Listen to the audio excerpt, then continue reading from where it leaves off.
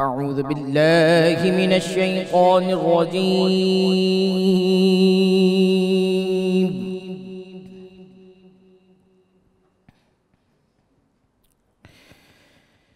بسم الله الرحمن الرحيم.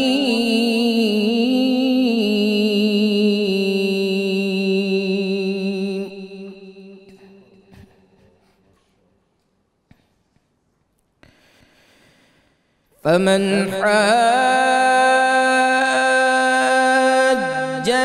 فيه من بعد ما جاءك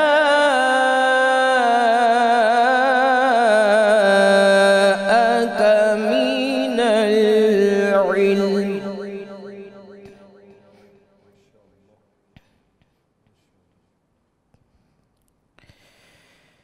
فقل تعالوا ندع أبناءنا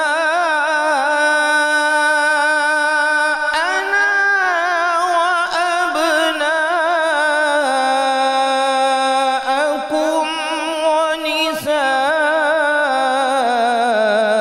ونساءنا ونساءكم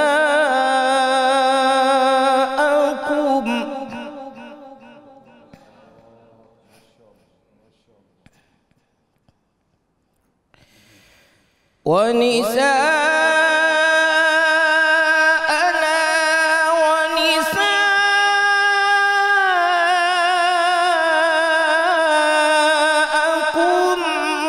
وأنفسنا وأنفسكم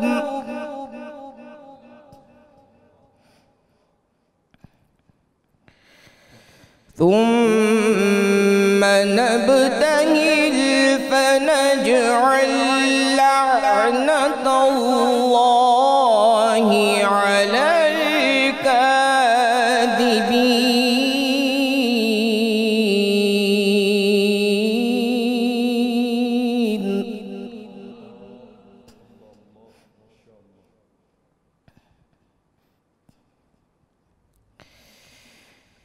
فقل تعالوا ندع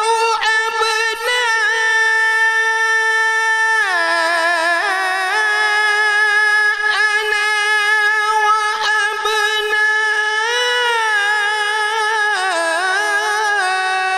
وأبناءكم ونساءنا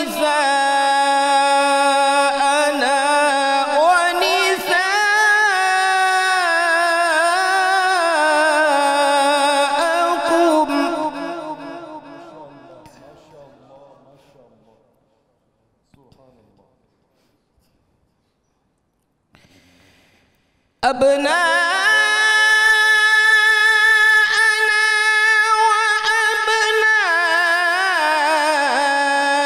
وأبناءكم ونساءنا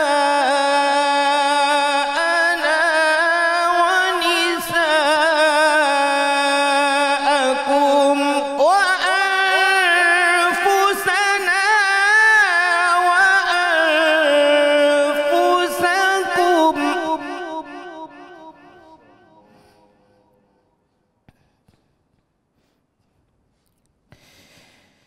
ثم نبتهل فنجعل لعنة الله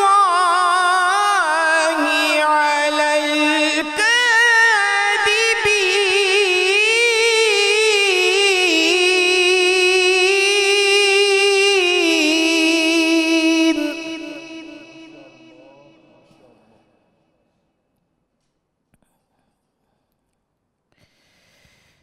إن هذا لهو القصص الحق وما من إله إلا الله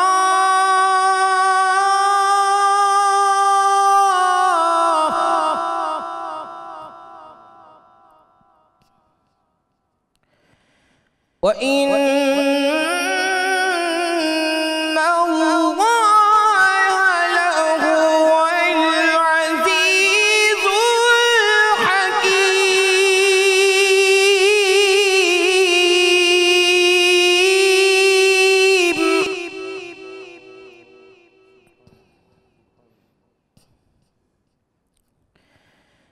فإن تولوا فإن الله عليم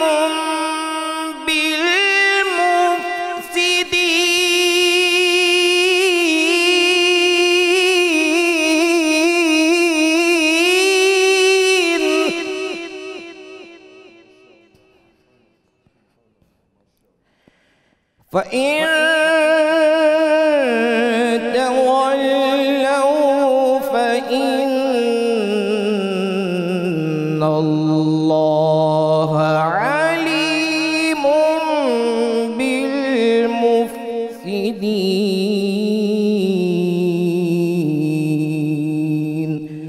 صدق الله العظيم.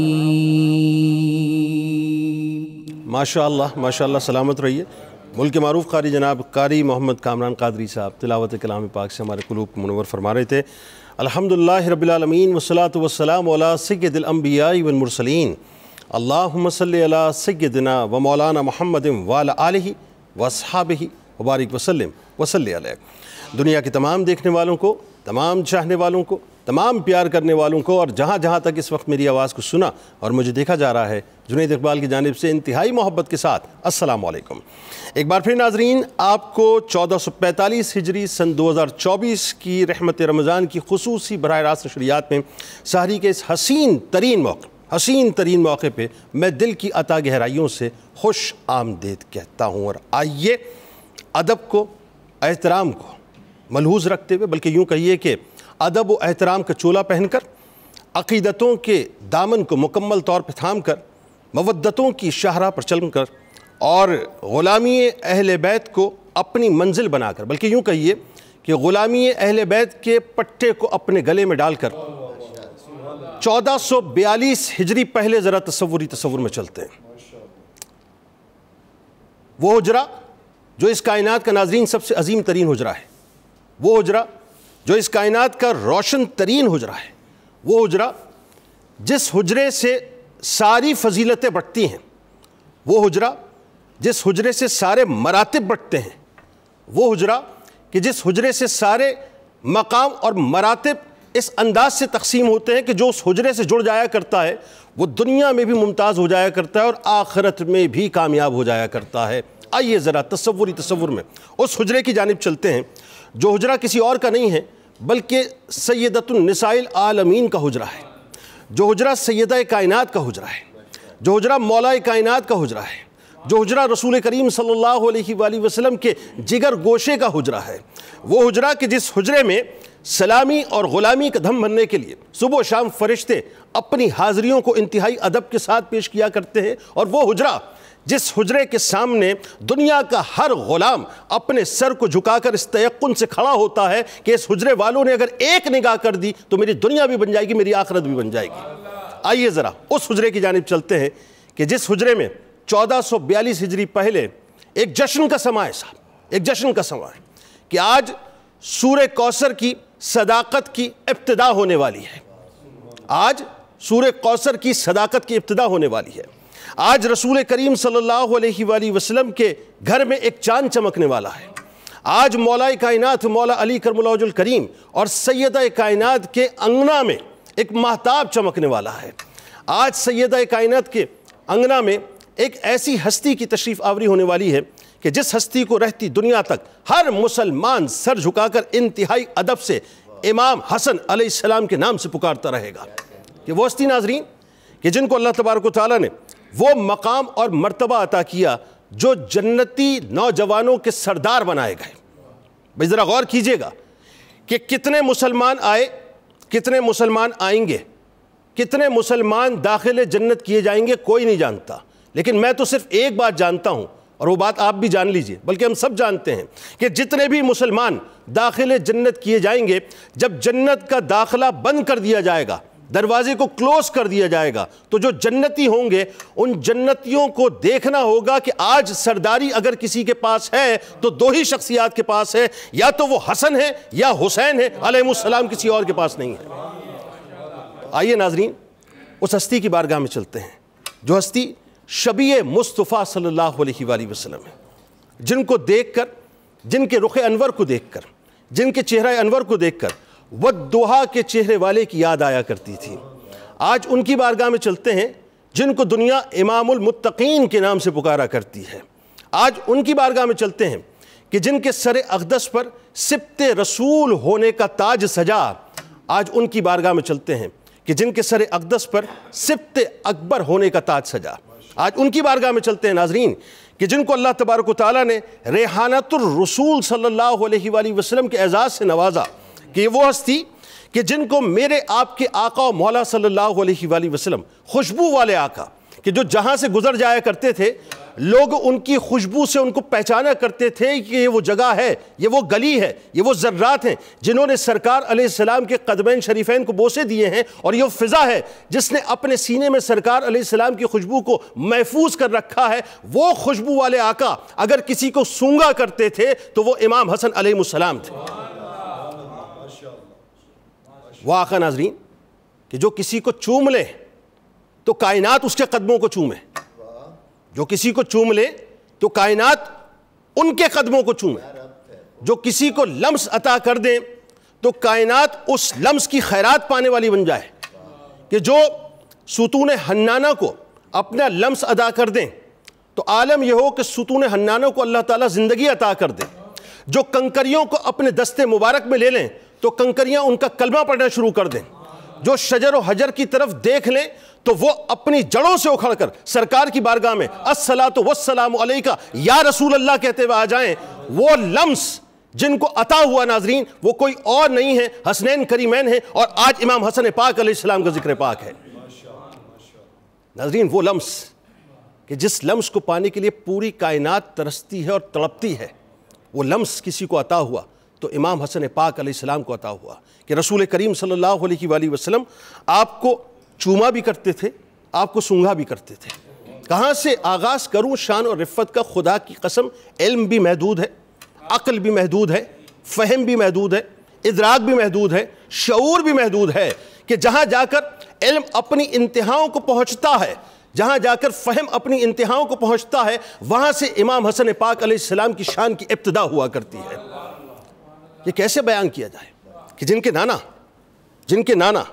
کے نانا تاجدار کائنات صلی اللہ علیہ وآلہ وسلم ہیں، کہاں سے شان کا آغاز کیا جائے کہ جن کی نانی موسنہ اسلام ہیں، کہ خدا کی قسم اگر وہ ہم پر احسان نہ کرتی تو آج دین اسلام ہم تک نہ پہنچتا۔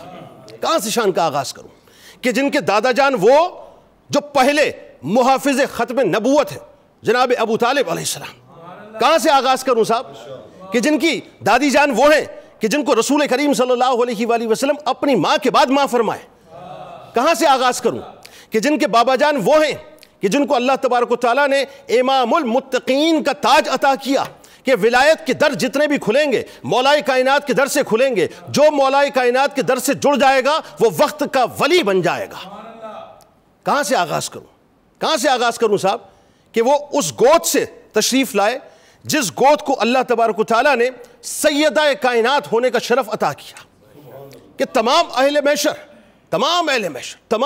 محشر بروز محشر اللہ کی بارگاہ میں حاضر ہوں گے، اور منادی پکار کے کہے گا کہ اہل محشر اپنے سروں کو جھکا لو، اس لیے کہ سیدہ کائنات کی سواری آنے والی ہے۔ تو جن کی ماں کی رفت اور مقام کا یہ عالم ہو کہ اللہ تعالیٰ نے اس گود میں آپ کو عطا فرمایا ہو جس گود سے عظیم گود اس کائنات میں کوئی ہو ہی نہیں سکتی، تو ان کی شان کی ابتدا آپ کہاں سے کریں گے؟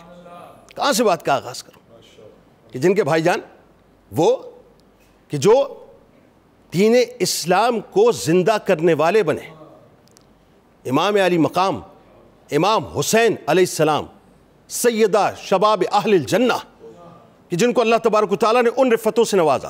یعنی معلوم یہ ہوا کہ نانا کے اعتبار سے آپ جیسا کوئی نہیں، نانی کے اعتبار سے آپ جیسا کوئی نہیں، بابا کے اعتبار سے آپ جیسا کوئی نہیں، امی کے اعتبار سے، امی جان کے اعتبار سے آپ جیسا کوئی نہیں، بھائی جان کے اعتبار سے آپ جیسا کوئی نہیں، چچا کے اعتبار سے آپ جیسا کوئی نہیں، پھپھو کے اعتبار سے آپ جیسا کوئی نہیں۔ مجھے کہنے دیجئے کہ جس کو جو بھی رتبہ ملا وہ امام حسن پاک علیہ السلام کا صدقہ ملا۔ ناظرین کرام، رسول کریم صلی اللہ علیہ وآلہ وسلم، میں کہاں سے بات کا آغاز کروں صاحب میرا من اس وقت ایک عجیب کیفیت کے اندر مبتلا ہے کہ میں اس منظر نامے کو سوچتا ہوں کہ 1442 ہجری پہلے اس حجرے کی کیا شان ہوگی صاحب. بلکہ شان تو ہر دم ہے، ہر لمحہ ہے، ہر پل ہے. اس وقت بھی وہ دمک بھی رہا ہے، چمک بھی رہا ہے، مہک بھی رہا ہے. لیکن وہ کیا شان ہوگی کہ جس وقت رسول کریم صلی اللہ علیہ وآلہ وسلم کے جگر گوشے کے آنگن میں پہلی خوشی اناؤنس ہوئی ہوگی، اور جس وقت امام حسن پاک علیہ السلام کی تشریف آوری اس ظاہری دنیا میں ہوئی ہوگی، اور جس وقت ان کا نام منتخب کرنے کی باری آئی ہوگی، تو ذرا تھمنے کا مقام تھا کہ اللہ تبارک و تعالیٰ نے جبرائیل امی کو بھیجا کہ اب ان کا نام کوئی اور نہیں رکھے گا بلکہ اللہ کی طرف سے منتخب کر کے حسن پاک ان کا نام رکھا جائے گا. کیا ہی مقام ہے، کیا ہی مقام ہے کہ جن کی سماعتوں میں، ذرا سوچئے تو صحیح، بلا تمثیل عرض کر رہا ہوں، میں اور آپ تو بہت گناہ گار ہیں، بلکہ میں اپنی بات کر لیتا ہوں، بہت گناہ گار ہیں، بہت سیاہ کار. ہمارے کان میں تو کسی ایسے شخص نے اذان دی کہ ظاہر ہے وہ دنیا کا ایک عام سے بشر ہے، لیکن سوچئے ذرا جن کی سماعتوں میں کائنات کی سب سے زیادہ میٹھی آواز گونجی ہو اور سب سے پہلے گونجی ہو، جن کی سماعتوں میں کائنات کی سب سے زیادہ سریلی آواز گونجی ہو، جن کی سماعتوں میں وہ آواز گونجی ہو جس آواز کی اوپر پوری کائنات اپنے آپ کو نچھاور کرنے کو تیار ہو، کہ تاجدار کائنات نے جن کی سماعتوں میں آذان بھی دی ہو، اقامت بھی کہی ہو، ذرا سوچیے ان کا مقام اور مرتبہ کیا ہوگا. کیا ہی مقام ہوگا صاحب کہ جن کو گٹھی کسی اور نے نہیں دی. بھائی وہ جو لعاب دہان مصطفیٰ صلی اللہ علیہ وآلہ وسلم کی فضیلت ہے وہ تو عشق کے کسی نہا خانے میں موجود ہے نا کہ جو کھاری ہوتا ہے وہ لعاب دہان مصطفیٰ صلی اللہ علیہ وآلہ وسلم کے صدقے میٹھا ہو جایا کرتا ہے. بھئی پنڈلی ٹوٹتی ہے تو لعاب دہان مصطفیٰ صلی اللہ علیہ وآلہ وسلم کے صدقے جڑ جایا کرتی ہے. ہاتھ اگر حضرت قتادہ کا جنگ کے اندر الگ ہو جاتا ہے تو اس وقت لعاب دہان مصطفیٰ صلی اللہ علیہ وآلہ وسلم کے صدقے جڑ جایا کرتا ہے. تو جس لعاب کا مقام اور مرتبہ یہ ہو کہ وہ لعاب حیت کو تبدیل کر دے، جب وہ لعاب پہلی مرتبہ امام حسن پاک علیہ السلام کے وجود میں اترا ہوگا تو ذرا سوچئے کہ کیا نور کا عالم ہوگا. میں کہاں سے بات کا آغاز کروں؟ خدا کی قسم شان بیان نہیں کر سکتے کہ وہ لمحہ کہ مسجد نبوی ہے، رسول کریم صلی اللہ علیہ وآلہ وسلم تشریف فرمائے اور میرے سرکار ممبر رسول صلی اللہ علیہ وآلہ وسلم پر رہتی دنیا تک تمام مسلمانوں کے لیے ایک منشور جاری کرتے ہیں، اے اللہ میں اس سے محبت کرتا ہوں، تو بھی اس سے محبت فرما، اور جو اس سے محبت کرے تو اس سے بھی محبت فرما. ذرا سوچئے یہ منشور انسانی ہے، یہ مسلمانوں کے لیے منشور ہے. وہ لمحے وہ تصور تو کیجئے وہ لمحے کیا ہوں گے کہ جب رسول کریم صلی اللہ علیہ وآلہ وسلم سجدہ فرماتے ہوں گے اور جب امام حسن پاک علیہ السلام آپ کے جسم اطہر کے اوپر تشریف فرما ہوتے ہوں گے اور سرکار علیہ السلام اپنے سجدوں کو طویل فرماتے ہوں گے، تو پوری کائنات نے نہ ناز کا یہ انداز دیکھا تھا، نہ دیکھا ہے اور نہ کبھی دیکھ پائے گی. بس اتنا مجھے کہنے دیجئے کہ جو راکب دوش پیمبر صلی اللہ علیہ وآلہ وسلم ہوں، کہ جن کو سرور دو جہاں صلی اللہ علیہ وآلہ وسلم اپنے مبارک کاندھوں پر اٹھا کر یہ اعلان فرمائیں کہ جو ان سے محبت کرتا ہے وہ مجھ سے محبت کرتا ہے، اور جو ان سے بغض رکھتا ہے وہ مجھ سے بغض رکھتا ہے. اور پھر قرآن نے تو بات ختم کر دی نا صاحب کہ کہیں سورہ کوثر کی صورت میں امام حسن پاک علیہ السلام نظر آتے ہیں، کہیں آیائے تطہیر کی صورت میں ان کی طہارت کا اعلان اللہ تبارک و تعالیٰ فرماتا ہے، اور کہیں آیائے مباہلہ کی صورت میں اللہ تبارک و تعالیٰ رہتی دنیا تک یہ بتلاتا ہے کہ یہ وہی رخ انور ہے جو اگر آسمانوں کی جانب اٹھ جائے تو اللہ تبارک و تعالیٰ پہاڑ کو بھی جو ہے وہ اپنی جگہ سے سرکا دے. بس ذہن میں رکھیے کل بروز محشر سب نے پیش ہونا ہے، اور جس وقت حساب کتاب ہو جائے گا نا تو تیقن اس بات پہ ہونا چاہیے کہ جو جنت کے سردار ہیں ان کے پاس جنت کا پاس ہے، اور جن کو ان کی ناموس کا پاس رہے گا دنیا میں اسی کو جنت کا پاس ملے گا. جن کو ان کی محبت کا پاس رہے گا وہی جنت کا پاس حاصل کر کے داخل جنت ہو جائے گا. آغاز کرتے ہیں. ہمارے ساتھ اس وقت جو شخصیات موجود ہیں وہ یقیناً کسی تعارف کے محتاج نہیں. پہلی شخصیت ممتاز عالم دین ہے، انتہائی قابل احترام جناب پیر قمر الشکور احمد صاحب تشریف فرمائیں. دوسری شخصیت ممتاز عالم دین انتہائی قابل احترام جناب پروفیسر محمد اعظم نوری صاحب تشریف فرمائیں. اور تیسری شخصیت ممتاز عالم دین انتہائی قابل احترام جناب مفتی ارشاد حسین سعیدی صاحب تشریف فرمائیں. اور میرے دائیں جانب آپ کے ہمارے ہم سب کے انتہائی قابل احترام ہیں بہت خوبصورت قوالی پرنس آف قوالی جناب شیر میاداد خان صاحب اپنے تمام تر ہم نواؤں کے ساتھ موجود ہیں. تمام احباب کو خوش آمدید, السلام علیکم, اور امام حسن پاک علیہ السلام کی ولادت کی بہت بہت مبارکباد. خیر مبارک آپ کو, بہت مبارک. جنید اقبال صاحب کیا بات ہے, ماشاءاللہ سما باندھ دیا.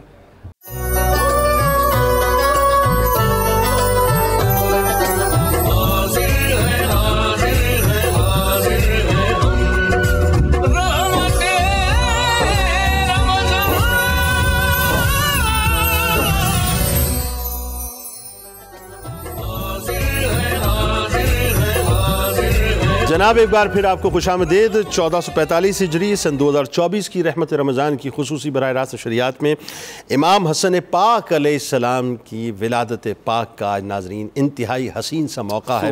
کوئی دوسری رائے نہیں ہے اس میں کہ زمین والے بھی شادماں ہیں, آسمان والے بھی شادماں ہیں. آئیے جی اس شادمانی میں اپنا اپنا حصہ ڈالتے اور آغاز کرتے ہیں. سب سے پہلے قرآن پاک کے قرطاس سے فضیلت امام حسن پاک علیہ السلام اور خاص طور پہ جو آپ کے القابات ہیں, میرا خیال ہے وہاں سے آغاز فرمائیے.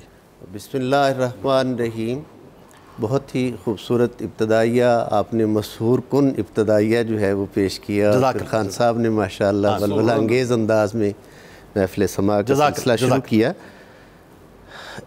ویسے تو بہت سی آیات ہیں جو عظمت حضرت امام حسین علیہ السلام کو بیان کرتی ہیں, لیکن چونکہ ہمارا پروگرام ولادت پاک کی نسبت سے ہے اس لیے میں اس سے ریلیٹڈ سورہ کوثر سے آغاز کرنا اپنے لیے سعادت سمجھوں گا. ارشاد رب العزت ہے انا اعطیناک الکوثر فصلی لربک وانحر ان شانئک هو الابتر. اے حبیب کریم صلی اللہ علیہ وآلہ وسلم, بے شک ہم نے آپ کو خیر کثیر عطا فرمائی, نسل مبارک میں برکت عطا فرمائی, معجزات کی کثرت عطا فرمائی. 22 معنی الکوثر کے مفسرین قرآن حکیم نے کیے ہیں کہ اس سے کیا کیا مراد لیا جا سکتا ہے, اور وہ بھی ایک علمی اندازہ ہے. اصل اس کی وسعت کو اللہ اور اس کے رسول صلی اللہ علیہ وسلم سمجھتے ہیں. بالخصوص چونکہ اس آیت کا شان نزول تیسری آیت سے اس سورہ کا شان نزول واضح ہو رہا ہے. فَصَلِّ لِرَبِّكَ وَانْحَرْ إِنَّ شَانِئَكَ هُوَ الْأَبْتَرُ. پس اپنے پروردگار کے لیے نماز پڑھیے اور قربانی دیجیے, بے شک آپ کا دشمن ہی مقطوع نسل ہے. الفاظ ہی بتا رہے ہیں. شان نزول یہ ہے کہ ام المومنین حضرت خدیجۃ الکبریٰ سلام اللہ علیہ کے پاکیزہ بطن سے اللہ رب العزت نے حضور سید عالمین صلی اللہ علیہ وآلہ وسلم کو 2 صاحبزادے عطا فرمائے. بڑے صاحبزادے حضرت قاسم اور دوسرے چھوٹے صاحبزادے حضرت عبداللہ, جن کا کہ معزز القاب طیب اور طاہر بھی ہیں. دونوں صاحبزادے کم سنی میں ہی یکے بعد دیگرے اللہ رب العزت نے اپنی بارگاہ میں واپس لے لیے.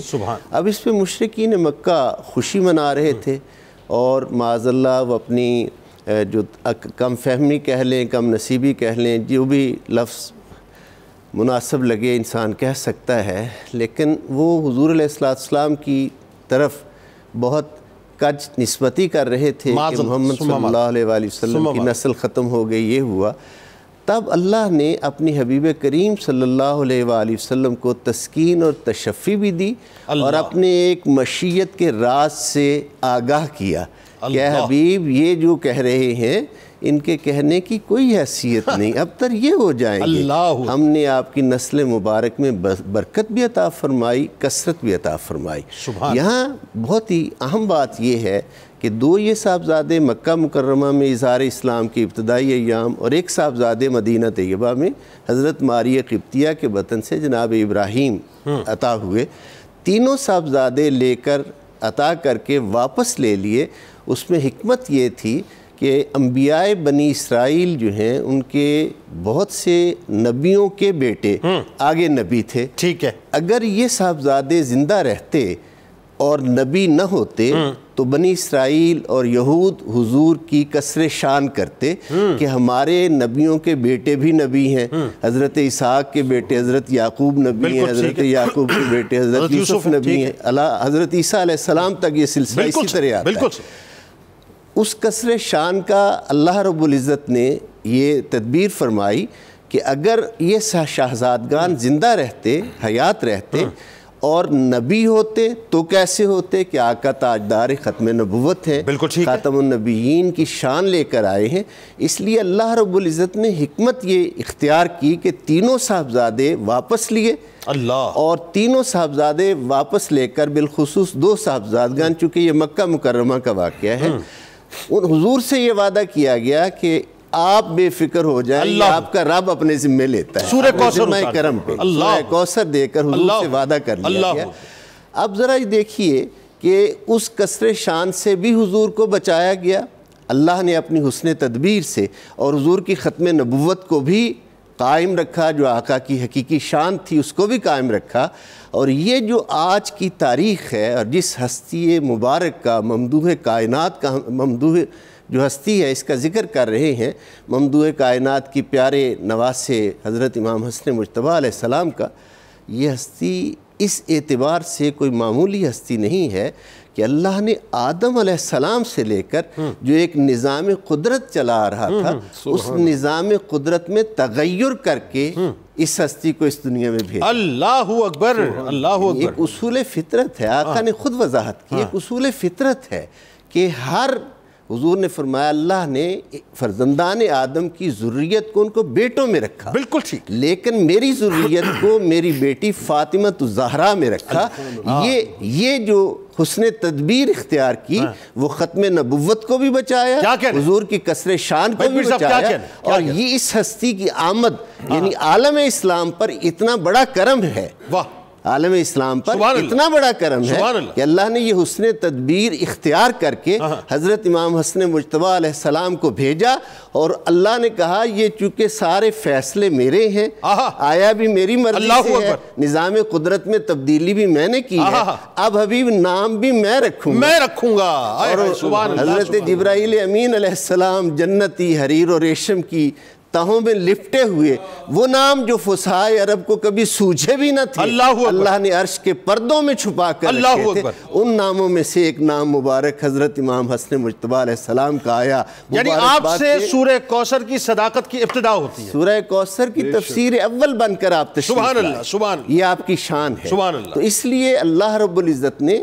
آپ کی نسل مبارک کا آپ سے آغاز کیا، اور پھر حضرت امام حسین علیہ السلام، یہاں اس نقطے کو مزید سمجھیے کہ یہ جو نظام قدرت میں فرزندان آدم کے تغیر کیا گیا تھا نسل انسانی میں، یہ صرف ان 2 شہزادوں کے لیے تھا، پھر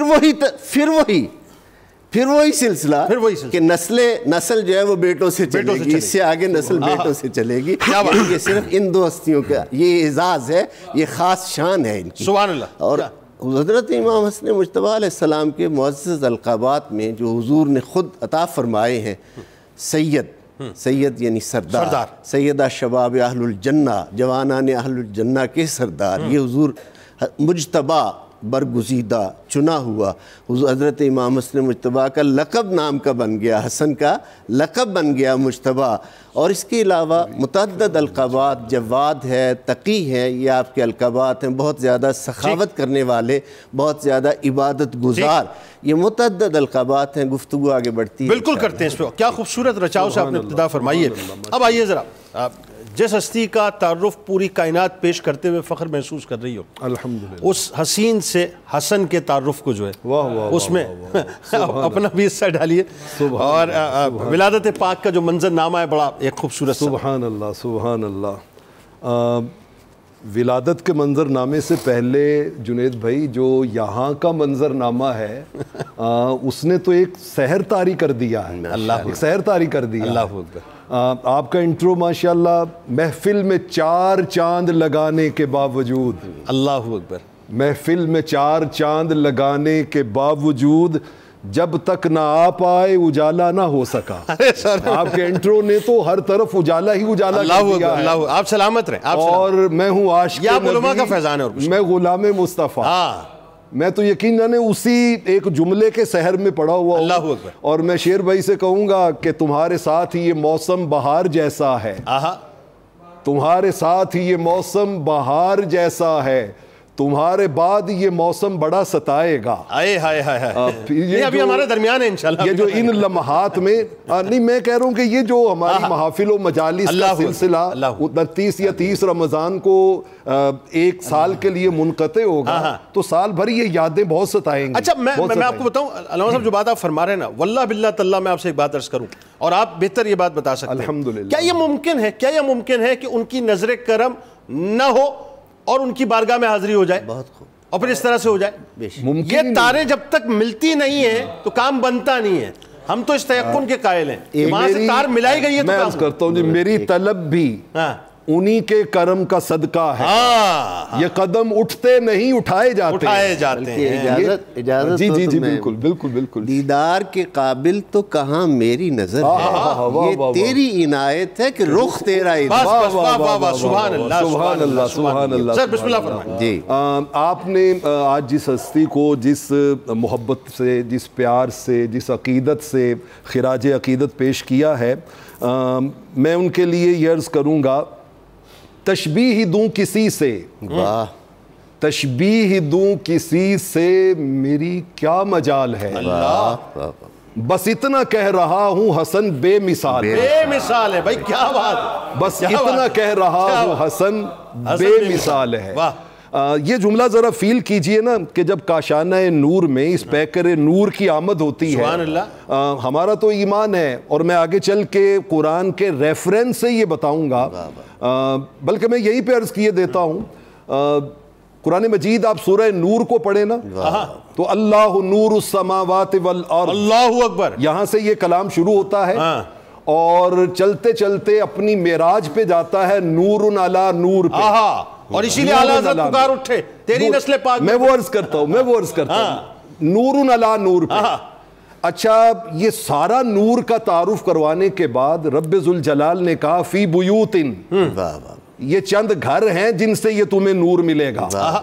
جب یہ آیت پڑھی نا آقا علیہ السلام نے, تو ایک شخص کھڑا ہوا, امام جلال الدین سیوطی الدر المنصور میں لائے, اس نے کہا حضور ایو بیوتن ہذہ, یہ نور علی نور یہ کن گھروں سے ملتا ہے؟ فرمایا بیوت الانبیاء, یہ نبیوں کے گھروں سے ملتا ہے. سیدنا صدیق اکبر کھڑے ہو گئے رضی اللہ تعالیٰ عنہ, اور اشارہ کر کے کہتے ہیں یا رسول اللہ, یا حبیب اللہ, یہ فاطمہ و علی علیہم السلام کا گھر بھی کیا ان میں شامل ہے؟ اللہ اللہ. میرے کریم آقا علیہ السلام نے جو جواب دیا نا, اس کے بعد وہ آپ کا شعر بنتا ہے. میرے کریم آقا نے فرمایا ابو بکر کیسی بات کرتے ہو, شامل؟ فرمایا ہیا من افاضلہا, یہ تو ان میں افضل ترین گھروں میں. اللہ اکبر اللہ اکبر. تو میں نے اس لیے کہا کہ یہ نور کے گھر میں پیکر نور آیا, تو پھر ہمارا عقیدہ بنا کہ تیری نسل پاک میں ہے بچہ نور کا, تو ہے اینے نور, تیرا سب گھرانہ نور کا. جب رحمت کونین کے کاشانہ نور میں سیدنا امام حسن مجتبی رضی اللہ تعالیٰ عنہ علیہ السلام کا تولد ہوا, تو آقا علیہ السلام کے اس جملے میں ذرا پیار دیکھیے. آپ تشریف لائے اور آپ نے آ کے حضرت علی شیر خدا سے کہا ارونی ابنی, مجھے میرا بیٹا دکھاؤ. اللہ اکبر. نواسا نہیں کہا, بیٹا کہا, مجھے میرا بیٹا دکھاؤ. گود میں لیا اور پھر اس کے منہ میں اپنی زبان رکھی. اللہ اکبر.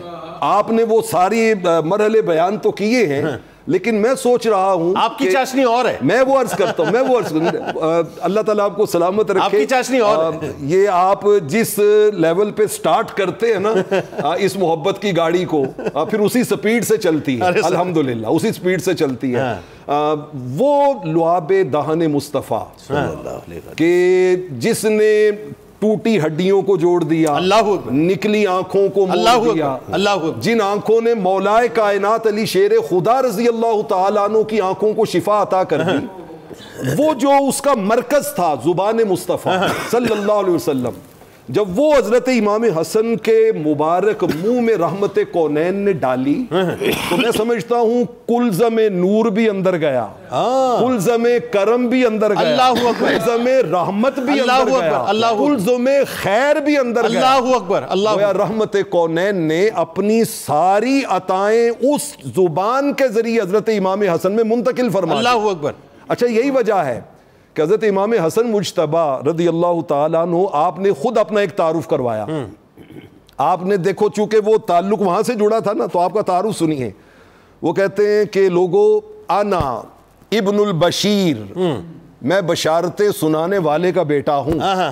انا ابن النذیر, میں رب کے عذاب سے ڈرانے والے کا بیٹا ہوں. اللہ اکبر. اور تیسرے جملے پہ میری نسل کا ایک ایک فرد قربان کا انا ابن سراج المنیر, میں سراج منیر کا بیٹا ہوں. اللہ اکبر. اور اس کے بعد جو قبلہ پیر صاحب نے آیت پڑھی نا, اس کا حوالہ دیا حضرت امام حسن مجتبی نے. ان کا تمہیں یاد نہیں ہے, ان جدی اخرجا من الانفس, میرے کریم جد امجد رحمت کونین صلی اللہ علیہ وسلم نے انفس کا جب حکم آیا تھا نا کہ اپنے بندے لاؤ, تو میرے بابا کو لے کے آئے تھے. جب عورتوں کا حکم آیا تھا تو میری ماما کو لے کے آئے تھے. اور جب بیٹوں کو لانے کا حکم آیا تھا تو مجھے اور میرے بھائی حسین کو لے کے آئے تھے. اللہ اکبر. ہم وہی ہیں اہل بیت والے. اور میں اس جملے پہ بات کو ختم کرتا ہوں کہ آگے بھی ہم چلیں. انہوں نے کہا کہ ہمارا تعارف یہ ہے, نحنو اہلہ و لحمہ و دمہ و نفسہ و انا و نحن منہ و ہوا منا. ہم انہی کا خون ہیں, ہم انہی کا گوشت ہیں, ہم انہی کی جان ہیں, ہم انہی کی فیملی ہیں. اور قصہ مختصر, وہ ہم سے ہیں اور ہم ان سے ہیں. سبحان اللہ, سبحان اللہ. ہم سے ہم کیا کہنے, کیا کہنے, کیا کہنے. بات آگے بڑھاتے ہیں. اور آئیے اب جناب, ایک تو ظاہر ہے ہم اپنے اپنی عقیدتوں کو مجتمع کر کے امام حسن پاک علیہ السلام کی بارگاہ میں اپنے یوں کہیے کہ اپنا ٹوٹے ہوئے سے جو الفاظ ہیں ان کو مجتمع کر کے پیش کرتے ہیں اپنے اپنے ہدایے. اس کائنات کی سب سے زیادہ ستھری, سب سے زیادہ پاکیزہ, سب سے زیادہ مصفہ, سب سے زیادہ مجلہ اور سب سے زیادہ شفاف زبان مبارک جو ہے وہ سرکار مدینہ صلی اللہ علیہ وآلہ وسلم کی. اور وہی بات کہ وما ینطق عن الہوا ان ہوا الا وحی یوحی, رسول جو فرماتے ہیں وہ رسول نہیں فرماتے, اللہ فرماتا ہے. تو سرکار علیہ السلام نے اپنی زبان مبارک سے جو امام حسن پاک علیہ السلام کے فضائل بیان کیے احادیث میں, ذرا وہ فرمائیے. ایک تصحیح مجھے ابھی ایک دم ریکال ہوا جو آپ بات کر رہے تھے, میں نے انٹرو میں ایک جملہ استعمال کیا. حضرت قتادہ رضی اللہ تعالیٰ عنہ کی آنکھ مبارک جو ہے باہر آئی تھی, وہ حضرت معوذ رضی اللہ تعالیٰ عنہ کا میں ذکر کرنا چاہ رہا تھا جو ہاتھ ان کا جو نکلا. لیکن بہرحال ظاہر بات تو عقیدت کی ہے, چاہے وہ ہیں یا وہ ہیں, اصل بات تو یہ کہ سرکار کے لعاب دہن مبارک کی شان ہے. بتائیے ذرا. بہت شکریہ جنید بھائی, جس ذوق, محبت, عقیدت اور چاشنی کے ساتھ, حلاوت کے ساتھ یہ ذکر پاک جاری ہے, یقیناً یہ انہی کی توجہات ہیں, فیوزات ہیں, برکات ہیں کہ ہماری زبانیں کچھ کہنے کے قابل ہو پائی ہیں. اللہ تبارک و تعالی اسے قبول فرمائے. آمین. دیکھیے کہ ہم جب کسی کے فضائل کی بات کرتے ہیں تو دیکھتے ہیں کہ اس کی فضیلت میں آنے والی دلیل کا درجہ کیا ہے, اس کی ایتھنٹسٹی کیا ہے, اس کی کریڈیبلٹی کیا ہے. تو کیا شان ہے حضرت امام حسن مجتبی رضی اللہ تعالیٰ عنہ وعلیہ السلام کی کہ جن کی شان کی دلیل کو دیکھیں تو ایک طرف رب کا کلام ہے اور دوسری طرف مصطفیٰ کا فرمان ہے. اللہ اکبر. اللہ تبارک و تعالیٰ کا کلام بھی قطعی درجے پر ہے, دلیل قطعی کی حیثیت رکھتا ہے, اور میرے آقا صلی اللہ علیہ وسلم کے فرامین بھی چونکہ احادیث صحیحہ کثرت سے وارد ہوئی ہیں آپ کی شان کے اندر, تو لہٰذا وہ بھی دلیل قطعی کے درجے پر آ جاتی ہیں. اور اگر کوئی انہیں قطعی ثبوت نہ بھی مانے تو کم سے کم وہ اپنی دلالت میں قطعی ہیں کہ حضرت امام حسن مجتبی رضی اللہ تعالیٰ عنہ کی شان اور فضیلت کو بیان کرنے میں. تو گویا کہ اس کا خلاصہ اس جملے میں عرض کرنے لگا ہوں کہ حضرت امام حسن مجتبی کی شان میں جو دلیلیں موجود ہیں وہ دلیلیں اپنی اہمیت کے اعتبار سے قطعی دلیلیں. اللہ اکبر. اور میرے آقا صلی اللہ علیہ وسلم نے جو کچھ فرمایا آپ کی شان میں, دیکھیے کہ مصطفیٰ کی شان بیان فرمائے خود خدا تعالی, اور میرے آقا شان بیان فرمائیں اپنے ان نواسوں کی، بیٹوں کی، امام حسن مجتبیٰ کی، اپنے اہل بیت اطہار کی، تو کیا شان ہے کہ ساری کائنات جن کی حمد و ثنا میں محو ہے وہ شان بیان کریں امام حسن مجتبیٰ کی، تو پھر کیوں نہ کہوں کہ وہ ممدوح کائنات، اللہ اکبر، ان کو اللہ تبارک و تعالیٰ نے یہ شان عطا فرمائی۔ تو اس ضمن میں جو سب سے پہلی دلیل عرض کرنا چاہتا ہوں، میری آقا صلی اللہ علیہ وسلم حضرت امام حسن مجتبیٰ اور اسی طرح پھر امام حسین علیہ السلام ان کی ولادت باسعادت کے بعد تشریف لاتے ہیں، سیدہ کائنات کا آنگن ہے، حضرت علی المرتضیٰ کرم اللہ وجہہ الکریم ان سے مخاطب ہو کر میرے آقا صلی اللہ علیہ وسلم فرماتے ہیں، فرمایا اے علی ہما ابنایا، بے شک یہ تیری صلب مبارک سے ہیں، تیری پشت مبارک سے ہیں، تیرے نطفہ مبارک سے ہیں، مگر میں مصطفیٰ رب کے حکم سے اور اذن سے یہ فیصلہ کر چکا ہوں اور اعلان کر رہا ہوں کہ یہ تیرے نہیں مجھ مصطفیٰ کے بیٹے ہیں۔ اللہ اکبر، اللہ۔ اور جس کے پس منظر میں سورہ الکوثر کا حوالہ بھی دیا گیا اور قبلہ پروفیسر صاحب نے بھی بات کی۔ اب آئیے کہ یہاں پر ایک سوال پیدا ہو سکتا تھا، اللہ تبارک و تعالیٰ کو معلوم تھا کہ کل کلاں وہ لوگ جن کے دلوں کے اندر کچھ نہ کچھ روگ ہوگا اور وہ ان کی فضیلت سے کسی طرح بائی پاس کر کے گزرنا چاہیں گے، اور انہیں جب کوئی اور دلیل میسر نہیں آئے گی تو وہ کہیں گے بھی دیکھو ہیں تو نواسے، تو بیٹا کہا گیا ہے تو بس وہ محبت میں کہہ دیا گیا، اب اس کو آپ حقیقت میں کدھر لا رہے ہیں، نسب کی اہمیت ثابت کرنے کے لیے کہاں سے لا رہے ہیں؟ اور پھر کوئی یہاں تک نہیں رکے گا، کوئی اس سے آگے جائے گا، وہ کہے گا نہیں حدیث تو فلاں کتاب میں نہیں آئی، فلاں میں نہیں آئی، فلاں میں ہے، فلاں میں نہیں، کوئی کہے گا اس کی سند میں فلاں راوی ہے، فلاں ہے اور فلاں نہیں۔ تو اللہ نے فرمایا حبیب وہ جو اس کے ثبوت میں کئی چور دروازے ڈھونڈتے پھریں تو میں سارے یہ چور دروازے بند نہ کر دوں؟ باری تعالیٰ کیا کرنا ہے؟ فرمایا حبیب ایسا کرتا ہوں کہ جو تیری زبان پاک سے کلمہ جاری ہوا کہ ہما ابنایا، یہ دونوں میرے بیٹے ہیں، یہ اعلان میں وہی بھیج کر جبرائیل کے ذریعے کر دیتا ہوں، قرآن میں بھیج دیتا ہوں، تاکہ کل کلاں کسی کے لیے کوئی گنجائش ہی نہ رہے۔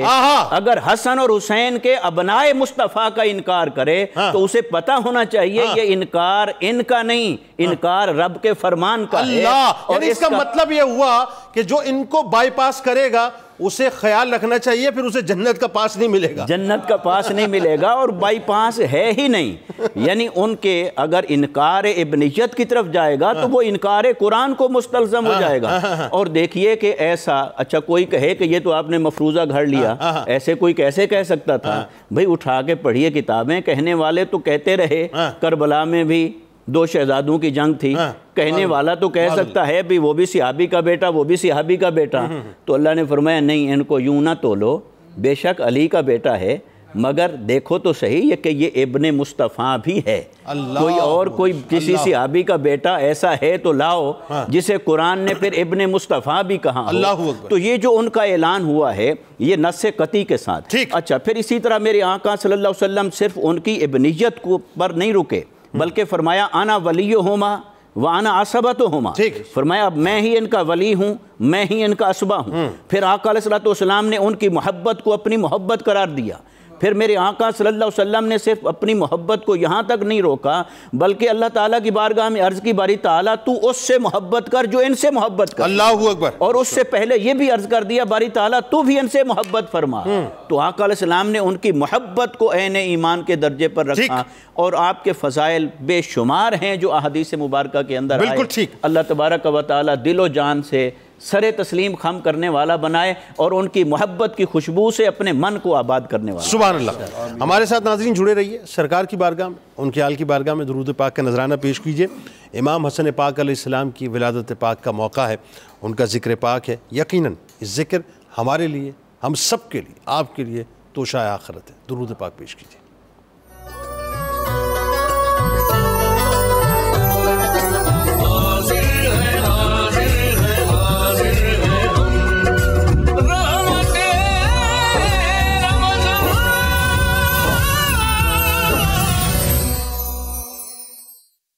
وہ نبی کا شہزادہ، وہ جہاں میں بہترین، وہ نبی کا شہزادہ، وہ جہاں میں بہترین، خندرو شیریں سخن جان علی ماہ مبین۔ وہ حسن جن کو نبی کا روب و ہیبت مل گئی، سید کونین کا جن کو کہیں نقش حسین، ان کو دنیا میں بھی سرداری خدا نے کی عطا، ہے حسن کو ہی بنایا رب نے جنت کا امین۔ وہ امام وقت تھے، کیوں بادشاہت چاہتے، سلطنت روحانیت کی ان کی تھی زیر نگین۔ وہ سخی ابن سخی، وہ سیدہ زہرا کے لال، وہ سخی ابن سخی، وہ سیدہ زہرا کے لال، سائل ان کے در سے خالی کوئی بھی لوٹا نہیں، ہیں وہی جن پر نمازوں میں پڑھا جائے درود، ہیں وہی جن پر نمازوں میں پڑھا جائے درود، وہ ہیں جن کے کپڑے لے کے آیا جبریل امین۔ سید السادات ہیں ساجد وہ داعی امن کے، سید السادات ہیں ساجد وہ داعی امن کے، مومنوں میں جنگ ہو ان کو گوارا ہی نہیں۔ اب ذرا آئیے ساجد چشتی صاحب کا یہ کلام، سرکار مدینہ صلی اللہ علیہ وآلہ وسلم کی جو آپ علیہ السلام سے خاص طور پہ محبت، ایک تو یہ کہ فرامین رسول صلی اللہ علیہ وآلہ وسلم کی روشنی میں بات ہوئی، لیکن وہ جو سرکار علیہ السلام نے پریکٹیکلی اپنے نواسے کو اپنا لمس عطا کیا، محبت عطا کی، اس پہ ذرا بات کیجئے۔ اور پھر جو امام حسن پاک علیہ السلام تاجدار کائنات صلی اللہ علیہ وآلہ وسلم سے محبت کیا کرتے ہیں، میرا خیال 7 برس اور کچھ مہینے تقریباً میسر آئے، بتائیے ذرا۔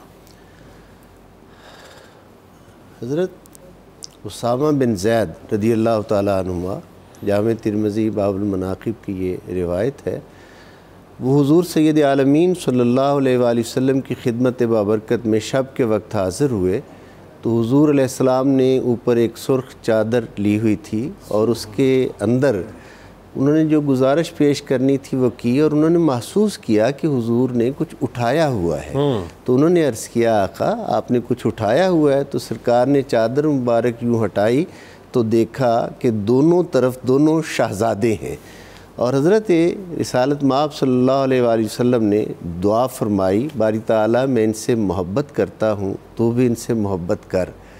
اور جو ہمارے سمجھنے کی بات ہے وہ آقا نے حدیث کے آخری الفاظ میں فرمائی، جو ان سے محبت کرے پروردگار عالم تو ان سے بھی محبت کر۔ سبحان اللہ۔ میں اپنے دوستوں میں حلقہ احباب میں اکثر یہ بات کہا کرتا ہوں کہ آج ہر بندہ شارٹ کٹ ڈھونڈتا ہے کہ شارٹ کٹ ہو، جلدی جلدی کام ہو جائے، تو اللہ کے محب اور محبوب بننے کا شارٹ کٹ یہ ہے کہ ان کے در پہ جھک جاؤ۔ اللہ اکبر، سبحان حسین کریمین علیہ السلام کے در دولت پہ جھک جاؤ، اللہ اپنی محبتوں سے سرفراز فرمائے گا۔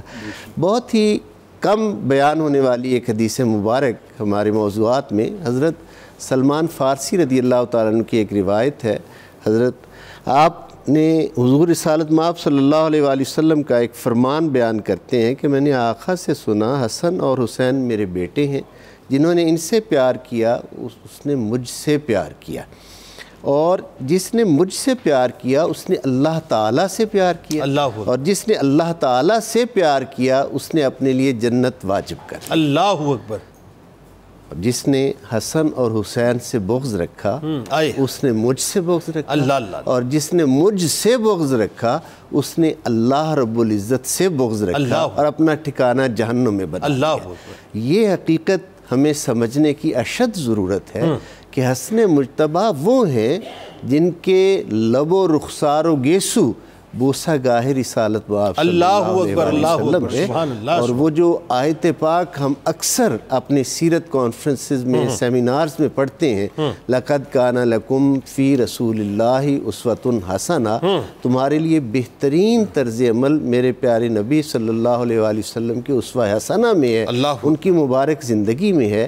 تو میں یہ کہتا ہوں آج حسن مجتبیٰ کی ولادت باسعادت کے دن، اس مبارک تاریخ پہ اس پروگرام کی برکت سے ہم سب سننے والوں کو یہ عہد کرنا چاہیے کہ حسن سے محبت بھی حضور کی سنت ہے، اللہ اکبر، اور ہمیں اپنے قلوب و اذہان کو اس طرح اس محبت سے سنوارنا چاہیے کہ کل جب ہم آقا صلی اللہ علیہ وآلہ وسلم کی بارگاہ میں اور پروردگار کی بارگاہ میں حاضر ہوں تو ہمارے لیے اطمینان قلب کا باعث ہو۔ عشاق کے لیے میدان حشر میں اللہ کی بارگاہ میں حاضری سے بڑی حاضری حضور کی بارگاہ کی حاضری ہے۔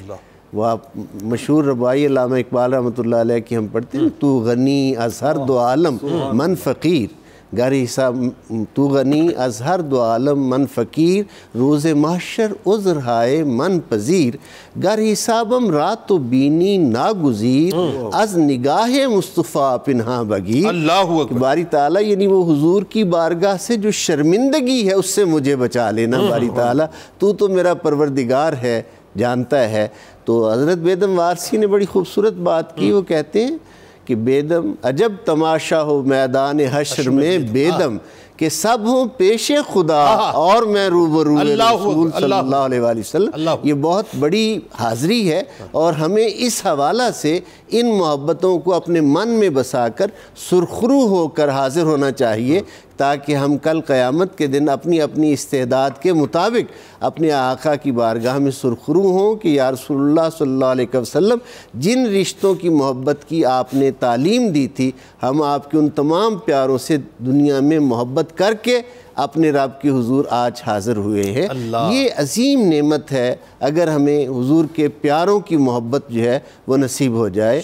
حضرت حذیفہ بن یمان رضی اللہ تعالیٰ عنہ اس مبارک روایت کے راوی ہیں جو میں عرض کرنے لگا ہوں، اور یہ ہماری خوش قسمتی ہے، پروفیسر اعظم نوری صاحب میں اور کچھ اور ہمارے چینلز کے ہی دوست، ہم 2019 میں مدائن میں ہم نے حاضری دی ہے، اکٹھے مزارات ہیں حضرت سلمان فارسی المحمدی، حضرت حذیفہ بن یمان رضی اللہ تعالیٰ عنہ کے۔ کیا کمال روایت ہے۔ حضرت حذیفہ بن یمان رضی اللہ تعالیٰ عنہ کی والدہ ماجدہ، دیکھیں مائیں کیسے تربیت کرتی تھی۔ والدہ ماجدہ نے ان سے پوچھا تم کتنے دنوں سے حضور کی بارگاہ میں حاضر نہیں ہوئے؟ تو انہوں نے عرض کیا امی جان میں آج حضور کی بارگاہ میں مغرب کی نماز آقا کی بارگاہ میں حاضر ہو کر ادا کی، اور وہاں رکے عشاء کی نماز بھی ادا کی، اور پھر حضور علیہ السلام نماز عشاء کے بعد چلے جہاں اس وقت مسجد نبوی میں باب جبریل ہے، یہ اس وقت راستہ ہوتا تھا جنت البقیع کی طرف جانے کا۔ یہ ایکسٹینشن کے بعد مسجد چونکہ بہت کشادہ ہو گئی، تو یہ حضور اس طرف جب چلے تو حضرت حذیفہ حضور کے پیچھے پیچھے ہیں۔ سرکار صلی اللہ علیہ وآلہ وسلم نے آواز دی، پوچھا کون؟ حذیفہ جی یا رسول اللہ صلی اللہ علیہ وسلم۔ میرے آقا نے فرمایا حذیفہ میں تمہیں ایک بات سناؤں۔ اب یہ تو وہ کان تھے جو منتظر رہتے تھے کہ کب زبان وہی ترجمان سے کچھ ارشاد ہو۔ تو حضور علیہ السلام نے فرمایا آج میرے پاس ایک فرشتہ اترا ہے، جب سے اسے اللہ نے تخلیق کیا ہے وہ زمین پر نہیں آیا، اس نے اپنے پروردگار سے میری زیارت کی اجازت چاہی، اور وہ آج میری بارگاہ میں حاضر ہوا، اور اس نے آ کر مجھے سلام پیش کرنے کے بعد یہ کہا یا رسول اللہ صلی اللہ علیہ وسلم، ہم آسمان والے تو جانتے ہیں، زمین والوں کو بھی بتا دیں کہ حسن اور حسین جنتی جوانوں کے سردار ہیں، اور ان کی والدہ ماجدہ جنتی عورتوں کی سردار ہیں۔ سبحان اللہ۔ اب ذرا دیکھیں کتنی اہم بات ہے کہ جو فرشتہ جب سے تخلیق ہوا ہے وہ زمین پر اترا ہی نہیں، اگر آج وہ اترا ہے، اجازت ملی ہے آقا کی زیارت کی، تو اس کا پیغام کتنا اہم ہے، اور ہمارے لیے اس میں سمجھنے کی کتنی خوبصورت جہتیں ہیں۔ وہ جو آپ بار بار جملہ کہہ رہے ہیں کہ جنت کا پاس نہیں ملے گا، جنت کا پاس، یہی پیغام ہے نا، یہ میری اور آپ کی بات تو ہے، یہ اللہ اور اس کے رسول صلی اللہ علیہ وآلہ وسلم کے پاکیزہ فرمان ہے۔ حضرت امام حسن مجتبیٰ علیہ السلام، یعنی یہ وہ رخ ہے جو آقا کی محبت کا، اور 20 حدیث ہیں، سینکڑوں حدیث ہیں آپ کے فضائل میں، سبھی دوست خوبصورتی سے بیان کر رہے ہیں۔ آقا صلی اللہ علیہ وآلہ وسلم سے حضرت امام حسن مجتبیٰ علیہ السلام کا جو پیار ہے، وہ بھی اس سب سے پہلی جو بات ان کے نام مبارک میں جو راز اور حکمت پوشیدہ ہے، اور نام کا حصہ بننے والی جو ان کی کنیت ہے، ابو محمد، حضرت امام حسن مجتبیٰ علیہ السلام کی یہ کنیت ہے ابو محمد، اور حضور علیہ السلام کے ساتھ والہانہ پیار، والہانہ وارفتگی، اور آقا صلی اللہ علیہ وآلہ وسلم کی خاطر وہ جو بات حضور نے فرمائی تھی، میرا یہ بیٹا سید و سردار ہے اور یہ مسلمانوں کے 2 گروہوں میں صلح کرائے گا۔ دیکھیں امام حسن مجتبیٰ علیہ السلام نے کتنی بڑی مملکت اسلامیہ کی جو تاجداری تھی یا خلافت تھی، جیسے ہی حضور کی فرمائی ہوئی مدت پوری ہوئی، فوراً خلافت سے الگ ہو گئے کہ اب یہ خلافت رہی نہیں ہے، اس لیے اس سے الگ ہو گئے۔ کتنا بڑا، یعنی یہ حضور کے ایک فرمان کا پاس. اسی طرح پوری زندگی حضور سید عالمین صلی اللہ علیہ وآلہ وسلم کے ارشادات کا پاس. عبادات کے حوالہ سے بڑی اہم بات ہے، ایک دو جملے میں عرض کروں کہ 25 حج حضرت امام حسن مجتبیٰ اور حضرت امام حسین علیہ السلام نے پیادہ پا فرمائے. سواریاں ساتھ چلتی تھیں لیکن پیادہ جاتے تھے اور فرماتے تھے مجھے احکم الحاکمین کی بارگاہ میں حاضر ہوتے ہوئے شرمندگی محسوس ہوتی.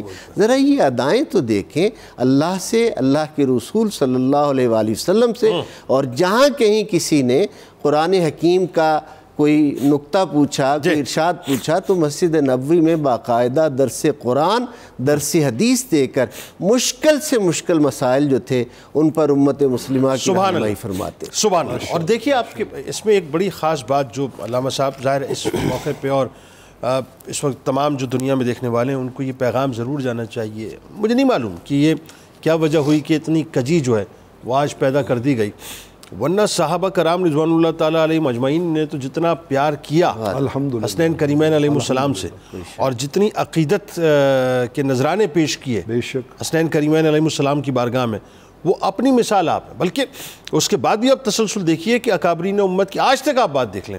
عالم یہ کہ جہاں امام حسن پاک علیہ السلام، امام حسین پاک علیہ السلام کا نام نامی آ جاتا ہے، اپنے پورے وجود کو جھکا دیا کرتے ہیں. سبحان اللہ. بتلائیے ذرا. جنید بھائی الحمدللہ اللہ کا لاکھ لاکھ شکر ہے کہ ہمارا جو 92 نیوز چینل ہے اور بالخصوص اس کی جو یہ مذہبی نشریات ہیں، اس میں ایک چیز کا اتنی کثرت سے اعادہ کیا گیا ہے کہ اب تو وہ ہمارے ویورز کو یاد ہو گئی ہے. اور الحمدللہ وہ یہ سارا پروپیگنڈا قرآن مجید کے اس آیے مبارکہ کے ان 2 لفظوں سے وہ سارے پروپیگنڈے کا رد کر دیتے. جناب وہ بار بار ہم نے یہ پیغام لوگوں تک پہنچایا کہ جب قرآن کہہ رہا ہے کہ رحماء بینہم، کہ صحابہ کرام علیہم الرضوان جو ہیں یہ آپس میں رحم دل ہیں، آپس میں نرم دل ہیں، آپس میں شفیق ہیں. ایسا ہی. اور ان شفقتوں کی کہانی کو تم جدھر مرضی موڑ کے لے جاؤ، لیکن رب ذوالجلال نے وَلَٰكِنَّ اللَّهَ أَلَّفَ بَيْنَهُمْ، یہ الفت ان کے دلوں میں اللہ نے ڈالی ہوئی. اللہ اکبر. میں یہاں پہ 2-3 ریفرنس آپ کے سامنے عرض کرنا چاہوں گا جناب کہ صحابہ کرام علیہم الرضوان کو اس گھرانے سے کتنی الفت اور کتنی محبت تھی. اچھا، ہر سلطنت میں نا کچھ پرسنالٹیز ایسی ہوتی ہیں جو نیشنل ایسٹ ہوتی ہیں. بالکل صحیح. میں یہ سمجھتا ہوں کہ رب ذوالجلال نے اپنے محبوب علیہ الصلاۃ والسلام کی فیملی کو اس یونیورس کا ایک ایسٹ بنایا ہے. بالکل ایسا. یعنی پوری کائنات کی وہ VVIPs پرسنالٹیز ہیں. بالکل ایسا. اور وہ جو ہم کہتے ہیں کہ جنت میں اور آخرت میں نیکیوں کی کرنسی چلنی ہے، خدا کی قسم میرا ایمان یہ کہتا ہے کہ اگر اس کرنسی پہ دنیا کے اصول کے مطابق کسی کی تصویریں پرنٹ ہوئی نا تو نیکیوں کی کرنسی پہ حسن و حسین کی تصویریں پرنٹ اللہ ہوئی. اکبر. اللہ اکبر. مطلب یہ ہے وہ شخصیات جن کو رب ذوالجلال نے منتخب کر کے ایک خاص مقام عطا فرمایا ہے. بالکل ایسا. سیدنا صدیق اکبر رضی اللہ تعالیٰ عنہ، صحیح بخاری کی روایت ہے، نماز عصر ادا کر کے نکلتے ہیں. ٹھیک ہے. مولائے کائنات علی شیر خدا رضی اللہ تعالیٰ عنہ ساتھ ساتھ ہیں. راستے میں امام حسن مجتبیٰ. اللہ. کون وہ حسن مجتبیٰ؟ سید الاسخیاء، سید الاسخیاء، راکب دوش عزت پہ لاکھوں سلام، اور شہد خارے لعاب زبان نبی. اللہ اکبر. شہد خارے زبان لعاب نبی، چاشنی گیر عصمت پہ لاکھوں سلام. حضرت سیدنا صدیق اکبر نے دیکھا ہوا تھا یہ راکب دوش عزت ہے، تو آپ نے نا ان کو اٹھایا. 8 سال عمر ہے اس وقت سیدنا امام حسن مجتبیٰ کی. اٹھایا اور اپنے کندھوں پہ بٹھا لیا. اللہ اکبر. اور کندھوں پہ بٹھا کے پہلا جملہ کیا کہا، پہلا لفظ کیا کہا؟ کہا بی ابی، حسن بیٹا تجھ پر میرے والد گرامی قربان ہو جائے. اللہ اکبر. میرا باپ قربان ہو جائے. اللہ تجھ پہ. اکبر. اور آگے کہتے ہیں، آپ دیکھیں مجھے سیدنا صدیق اکبر رضی اللہ تعالیٰ عنہ کی شخصیت میں بہت کم ایسا نظر آتا ہے کہ آپ نے حصے مزاح کا اظہار کیا ہو. یعنی آپ مولائے کائنات کی طرف متوجہ کر کے کندھے پہ بٹھایا ہوا ہے شہزادے کو اور کئی سنتیں نبھا رہے ہیں. کندھوں پہ رحمت کونین بھی بٹھایا کرتے تھے, انہوں نے بھی بٹھایا ہوا ہے, وہ بھی چوما کرتے تھے, یہ بھی چوم رہے ہیں, وہ بھی اظہار محبت کرتے تھے, یہ بھی کر رہے ہیں. اچھا ادھر متوجہ ہو کے کہتے ہیں شبیہم بن نبی لا شبیہن بی علی. آپ کہتے ہیں کہ علی یہ شہزادہ تجھ سے کوئی مشابہت نہیں رکھتا, یہ رحمت کونین سے مشابہت رکھتا. اور کیوں نہ رکھیں کہ جب حضور نے فرما دیا کہ یہ میرا بیٹا ہے تو جب بیٹا کہا تو پھر مشابہت ہے. اچھا اس پر حضرت علی شیر خدا رضی اللہ تعالیٰ عنہ سن کے کمال مسرت کا اظہار کر رہے ہیں. سیدنا فاروق اعظم کی بارگاہ میں چلے جائیں, مدائن کا مال غنیمت آتا ہے اور آپ بانٹ رہے ہیں, اور آپ ان دونوں ننھے شہزادوں کو وہی کچھ عطا کرتے ہیں جو ان کے والد گرامی مولائے کائنات کو دے رہے ہیں. اللہ اکبر. اس لیول کا ان کو ٹریٹ کیا جا رہا ہے. اللہ اکبر. حضرت عبداللہ ابن عمر رضی اللہ تعالیٰ عنہ عرض کرتے ہیں بابا جان میں نے تو ان سے جنگیں بھی زیادہ لڑی ہیں, میں نے تو رحمت کونین کی صحبت میں زیادہ ٹائم گزارا ہے. تو حضرت سیدنا فاروق اعظم سنتے ہی پہلا جملہ کیا کہتے ہیں؟ آپ فرماتے ہیں اسکت لا ام لک, اللہ, اور تیری ماں نہ رہے, چپ ہو جا. تو کہ ان سے موازنہ کر رہا ہے. اللہ اکبر. ابوہما خیر من ابیکا, ان کا باپ تیرے باپ سے بہت بہتر ہے. اللہ. وامہما خیر من امکا, اور ان کی ماں تیری ماں سے بہت بہتر ہے. اللہ, بہت بہتر ہے. اچھا حضرت عثمان غنی رضی اللہ تعالیٰ عنہ, آپ اپنے گھر میں دعوت رکھتے ہیں اور حضرت مولا امام حسن مجتبی آتے ہیں تو آپ آ کے کہتے ہیں میرا تو آج روزہ ہے. امام حضرت عثمان غنی ساری دعوت موقوف کر دیتے ہیں.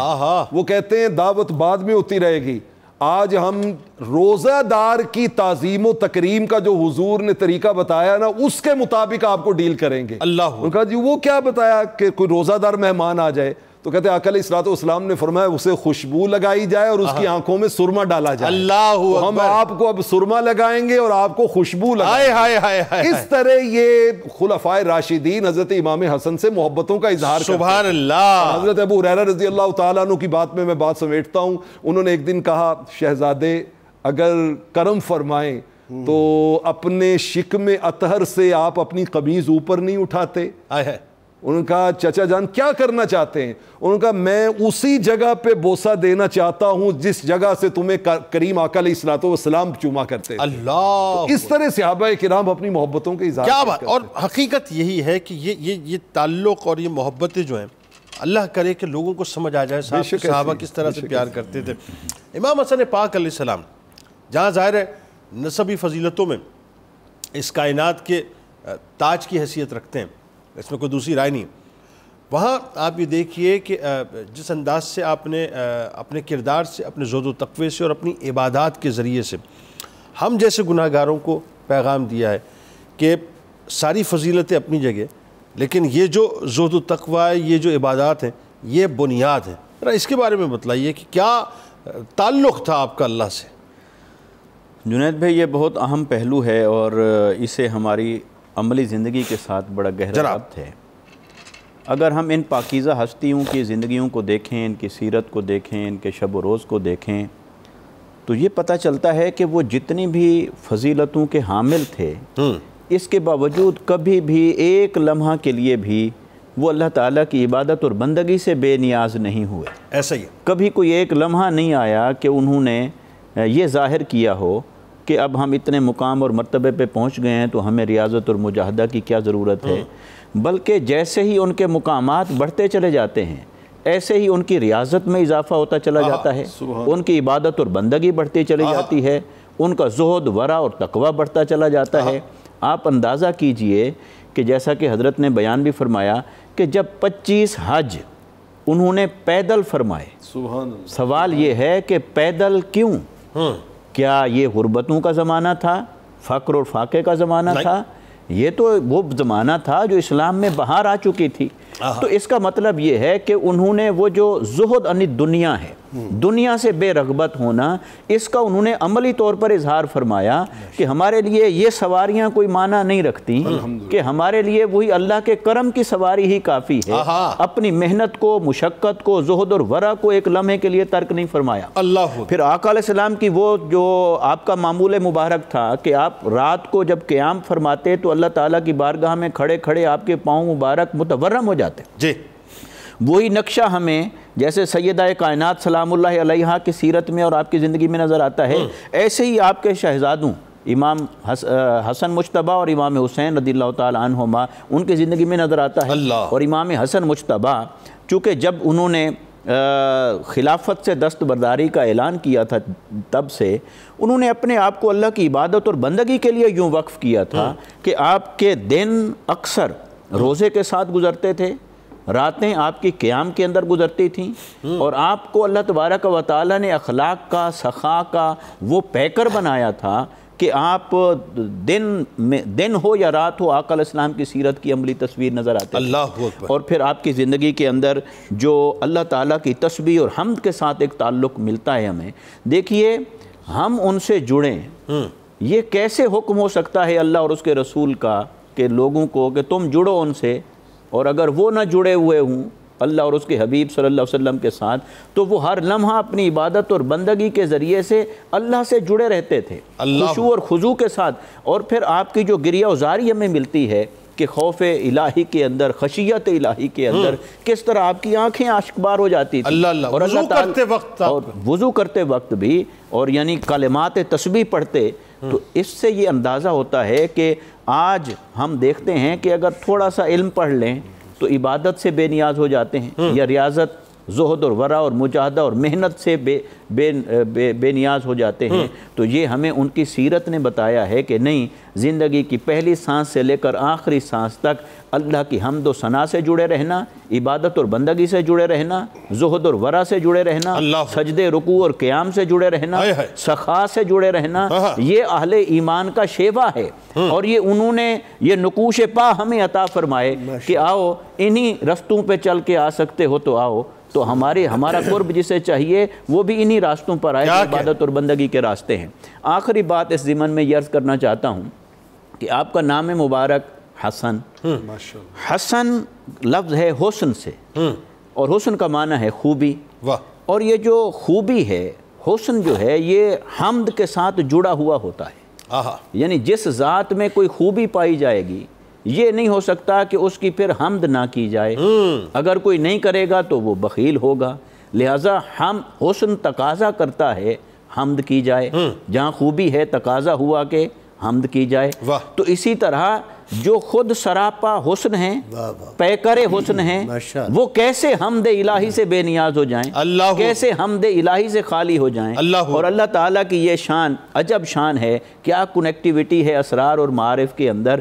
جیسے امام حسن مجتبیٰ رضی اللہ تعالیٰ عنہ، آپ عمل میں، تقوی میں، عبادت اور بندگی میں، سیرت اور کردار میں، اپنے نسب میں، اپنے وجود میں آقا علیہ السلام کی ذات کے ساتھ جڑے ہوئے نظر آتے ہیں، اسی کی آئینہ داری کرتے ہوئے نظر آتے ہیں۔ اسی طرح آپ کا نام مبارک حضور کے نام سے جڑا ہوا نظر آتا ہے۔ وہ کیسے؟ یعنی حسن سے حسن حسن ہے، اور حمد سے محمد ہے، تو گویا حمد کا نقطہ کمال محمدیت ہے، اور حسن کا نقطہ کمال اور آقا علیہ السلام کی مظہریت کے اعتبار سے وہ حضرت امام حسن مجتبیٰ اور حضرت امام حسین علیہ السلام ہیں۔ تو جیسے نام کا نام کے ساتھ رشتہ ہے، سیرت کا سیرت کے ساتھ رشتہ ہے، جان کا جان کے ساتھ رشتہ ہے، تو یہ سارے رشتے بتا رہے ہیں کہ آؤ تم بھی آقا علیہ السلام سے جزوی رشتے نہ قائم کرو بلکہ حضور سے کلی رشتے قائم کرو، اپنے اخلاق کا رشتہ بھی جوڑو، کردار کا بھی جوڑو، عمل کا بھی جوڑو، علم کا بھی جوڑو،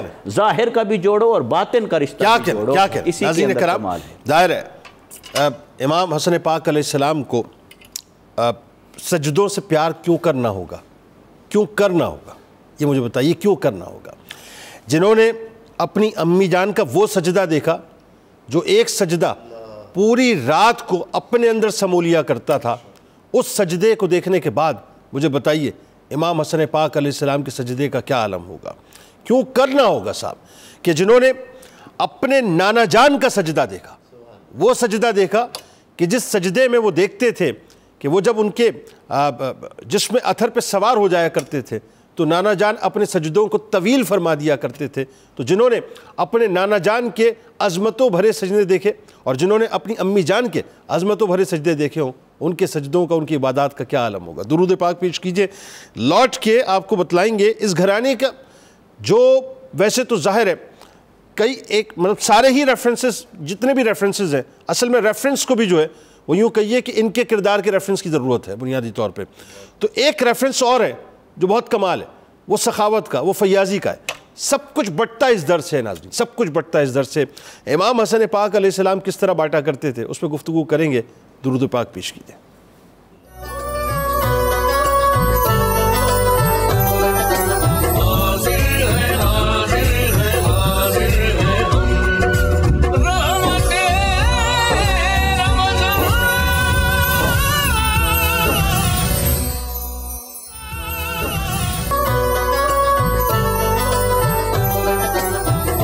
جناب ایک بار پھر آپ کو خوش آمدید. امام حسن پاک علیہ السلام کی ولادت پاک کا موقع, اور آئیے اب آپ کو اس گھرانے کی جود و سخا اور خاص طور پہ امام حسن پاک علیہ السلام کی سخاوت اور فیاضی کے بارے میں بتلاتے ہیں. جی پیر صاحب بتلائیے.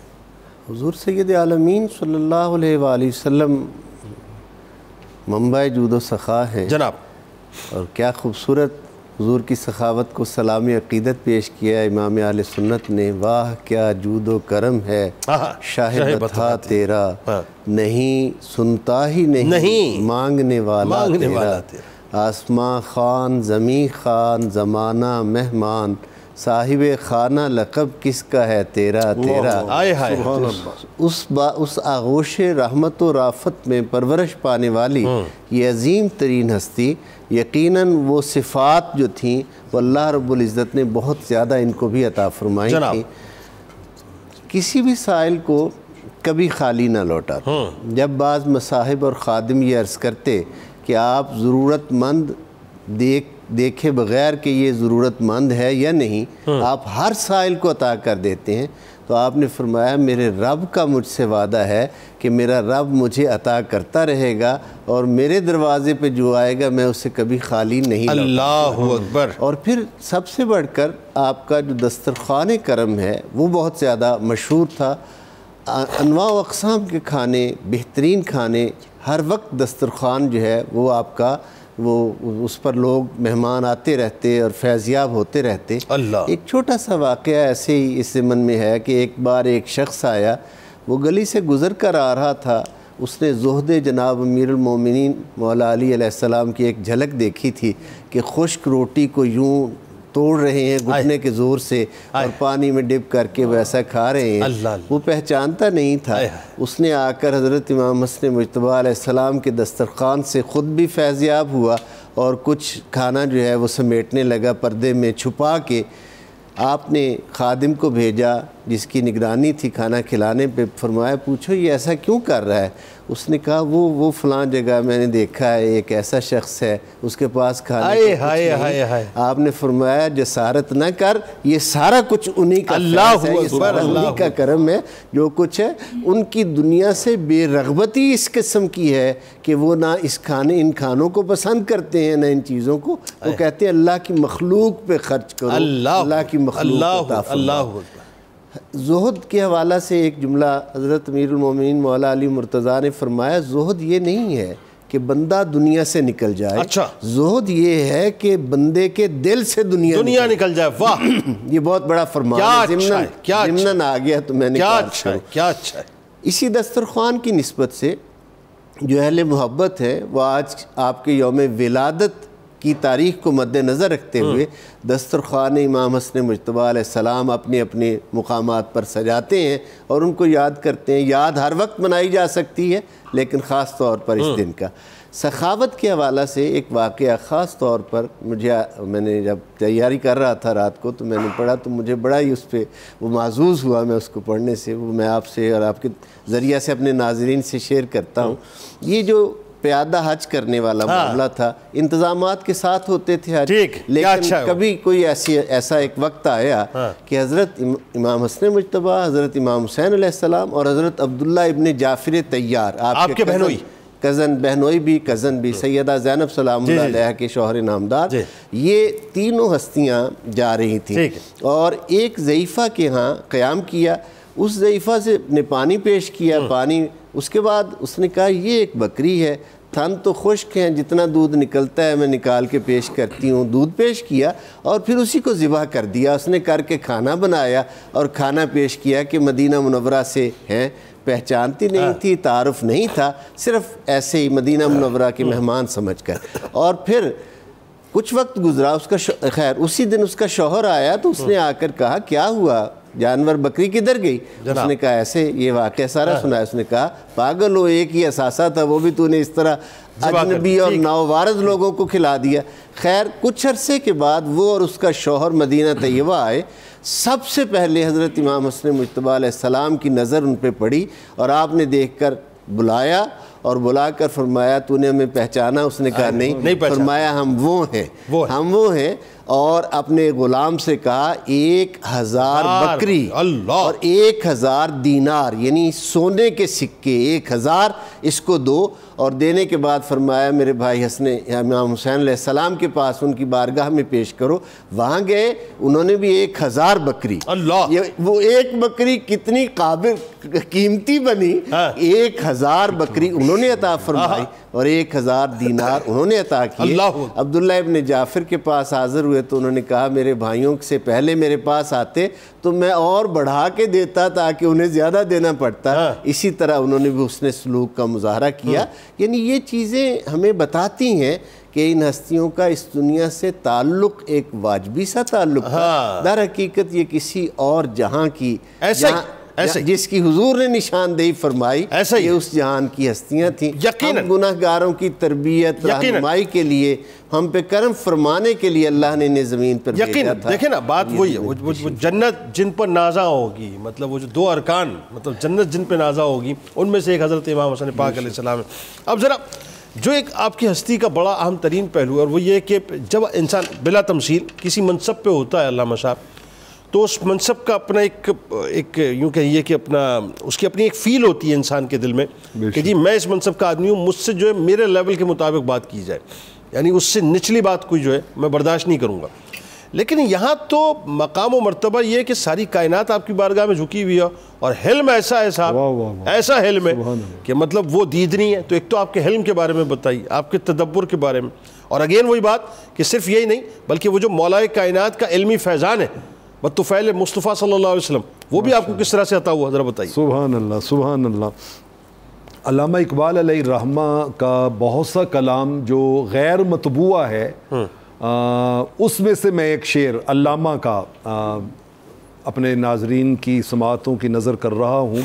علامہ اقبال نے کہا تھا دل میں ہے مجھ بے عمل کے داغ عشق اہل بیت. اللہ، دل میں ہے مجھ بے عمل کے داغ عشق اہل بیت، ڈھونڈتا پھرتا ہے ذل دامن حیدر مجھے. اللہ اکبر، اللہ اکبر. ان کا اس داغ کی اہمیت یہ ہے کہ مولا کائنات کا سایہ نور مجھے تلاش کرتا پھرتا. اللہ اکبر. کہ وہ کدھر ہے میری آل سے محبت کرنے والا. اللہ اکبر. محبت کرنے، اسی لیے انہوں نے کہا تھا سرما ہے میری آنکھ کا خاک مدینہ و نجف. تو یہ نجف سے جو تعلق ہے دراصل یہی ایمان کی منزل تک ایسا ہی. اچھا، میں آپ نے علم اور حلم کی بات کی، جی، تو علم کے حوالے سے میں مولا حضرت امام حسن مجتبیٰ علیہ السلام کی ایک بڑی خوبصورت بات، مولا کائنات نے ایک مرتبہ ان سے سوال پوچھا کہ قرآن مجید میں ایمان کا آغاز ہوا ہے ماننے سے، بن دیکھے یؤمنون بالغیب، اور اختتام ہوا ہے وبالآخرۃ ہم یوقنون. تو بیٹا یہ بتاؤ کہ یہ ایمان اور یقین میں کتنا فرق ہے؟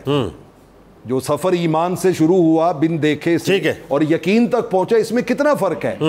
تو امام حسن مجتبیٰ نے کہا ابا جان 4 انگلیوں کا. اچھا، 4 انگلیوں، یعنی انٹلیکچوئل بات ہو رہی ہے اور اس میں فنگرز جو ہے وہ اس کے ساتھ جواب دیا تھا. کہا بابا 4 انگلیوں کا. مولا کائنات فرماتے ہیں بیٹا یہ 4 انگلیوں کا فرق ایمان اور یقین میں کیسے ہوا؟ انہوں نے کہا جی کہ ایمان پیدا ہوتا ہے سننے سے، واہ، اور یقین پیدا ہوتا ہے دیکھنے سے۔ ان کا یہ 4 انگلیاں رکھ کے دیکھیں، کان میں اور آنکھ میں 4 انگلیوں کا ہی فاصلہ ہے، کانوں سے سنا جاتا ہے اور آنکھوں سے دیکھا جاتا ہے۔ کیا بات! مولا کائنات بہت خوش ہوئے۔ آپ نے کہا بیٹا تم واز کیوں نہیں کرتے؟ یہ 4 انگلیاں، یہ 4 انگلیاں، یہ 4 اس طرح سے اپنا کان جو ہے اور آنکھ اور کان، یہاں سے ایمان ہے اور یہاں سے یقین ہے، یہاں سے یقین ہے۔ آپ نے کہا بیٹا تم خطاب کیوں نہیں کرتے، خطبہ کیوں نہیں دیتے؟ عرض کرتے ہیں استحیی منکا، ابو جان آپ سے حیا آتی ہے۔ مولا کائنات ایک دن سائیڈ پہ چلے گئے اور کہا بیٹا میں نہیں تیرے سامنے ہوں گا، تم خطبہ دو۔ آپ پردے کی اوٹ میں جا کے کھڑے ہو گئے اور امام حسن مجتبی نے جو خطبہ دیا نا، اس خطبے کے بعد حضرت علی شیر خدا باب و مدینۃ العلم نے جو اس پہ تبصرہ کیا وہ بڑا جاندار ہے۔ آپ نے خطبہ سننے کے بعد کہا ذریۃ بعضھا من بعض، اور یہ جملہ قرآن مجید میں وہاں آیا ہے جہاں نبیوں کا تسلسل سے ذکر آیا ہے، اور وہاں نبیوں کا ذکر کرنے کے بعد 2 صفات ان کی ہائی لائٹ کی گئی کہ یہ ہیں وہ گروہ انبیاء کہ جو these are chosen persons، یہ رب کے سلیکٹڈ ہیں، اور these are the best persons، یہ اس کائنات میں سب سے بہترین ہیں۔ تو حضرت علی شیر خدا نے وہی جملہ استعمال کیا، انہوں نے کہا الحمدللہ رحمت کونین کے خاندان کے اعتبار سے جو رب نے ہمیں یہ شرف بخشا ہے، تو بیٹا آپ بھی چنے ہوئے بھی ہو اور آپ بھی بہترین لوگوں میں شامل ہو۔ سبحان اللہ۔ اچھا ایک خاص بات جنید بھائی کہ آپ سے جو بھی بات پوچھی گئی نا، آپ نے اس کو قرآن پہ بیس کیا، قرآن پہ بیس کیا، آپ نے قرآن مجید سے استدلال کیا۔ بالکل ٹھیک۔ مثلا ایک خادمہ صبح صبح اٹھتی ہے، باغ میں جاتی ہے، وہاں سے پھول چنتی ہے اور گلدستہ بنا کے لا کے آپ کی خدمت میں پیش کرتی ہے۔ میں آپ کی علمی قابلیت قرآن مجید کے اعتبار سے وہ گلدستہ پیش کرتی ہے۔ اچھا آپ گلدستہ وصول کرتے ہی کہتے ہیں بیٹا انت حرۃ، جاؤ میں نے تمہیں آزاد کیا۔ ٹھیک۔ اب جو باقی آپ بیٹھے ہوئے انہوں نے کہا کہ کوئی اس نے کوئی ایسا سچ اتنا، یہ تو غلاموں کا، کنیزوں کا، خادموں کا کام ہوتا ہے اپنے آقا کو اس طرح خدمت کرنا، تو آپ چھوٹی چھوٹی باتوں پہ آزادیاں دے دیتے ہیں۔ کہا یہ چھوٹی بات نہیں ہے، یہ چھوٹی بات نہیں ہے۔ انہوں نے کہا جب اس نے مجھے گلدستہ دیا نا تو مجھے سورہ النساء کی آیت یاد آ گئی، اللہ اکبر، وَإِذَا حُيِّيتُم بِتَحِيَّةٍ فَحَيُّوا بِأَحْسَنَ مِنْهَا، جب تمہیں کوئی تحفہ دے تو رب کا حکم یہ ہے کہ اس سے بہتر تحفہ دو۔ اس نے مجھے پھول دیے ہیں لہٰذا اس کی آزادی سے بہتر تحفہ ان پھولوں کے گلدستے سے اور کوئی کیا یہ علمی لیاقت ہے۔ اور علم کا عالم یہ تھا کہ آپ کہا کرتے تھے کہ اگر کوئی بندہ میرے اس کان میں مجھے گالی دے اور اس کان میں آ کے مجھے سوری بول دے اور معذرت کر لے، فرمایا میں اسی لمحے اس کو معاف کر دوں گا، اسی لمحے معاف کر دوں گا۔ اور جب آپ کا جنازہ لے کے چلے تو مروان جیسا بد نصیب اور بدبخت آدمی جس نے پوری زندگی ظلم و ستم کے پہاڑ توڑے تھے، وہ دھاڑے مار مار کے رو رہا تھا۔ حضرت امام حسین رضی اللہ تعالیٰ عنہ نے کہا او تو کیوں رو رہا ہے، تو نے تو ساری زندگی ان کے ساتھ یہ سلوک کیا۔ تو اس نے روتے ہوئے سامنے پہاڑ کی طرف اشارہ کر کے کہا، انہوں نے کہا میں اس لیے رو رہا ہوں کہ آج وہ چلا گیا جس کو علم رب نے اس پہاڑ سے بھی بڑا عطا کیا۔ اللہ اکبر، اس پہاڑ سے بڑا عطا کیا۔ اللہ اکبر، تو یہ امام حسن مجتبی سبحان اللہ، سبحان اللہ، سبحان اللہ۔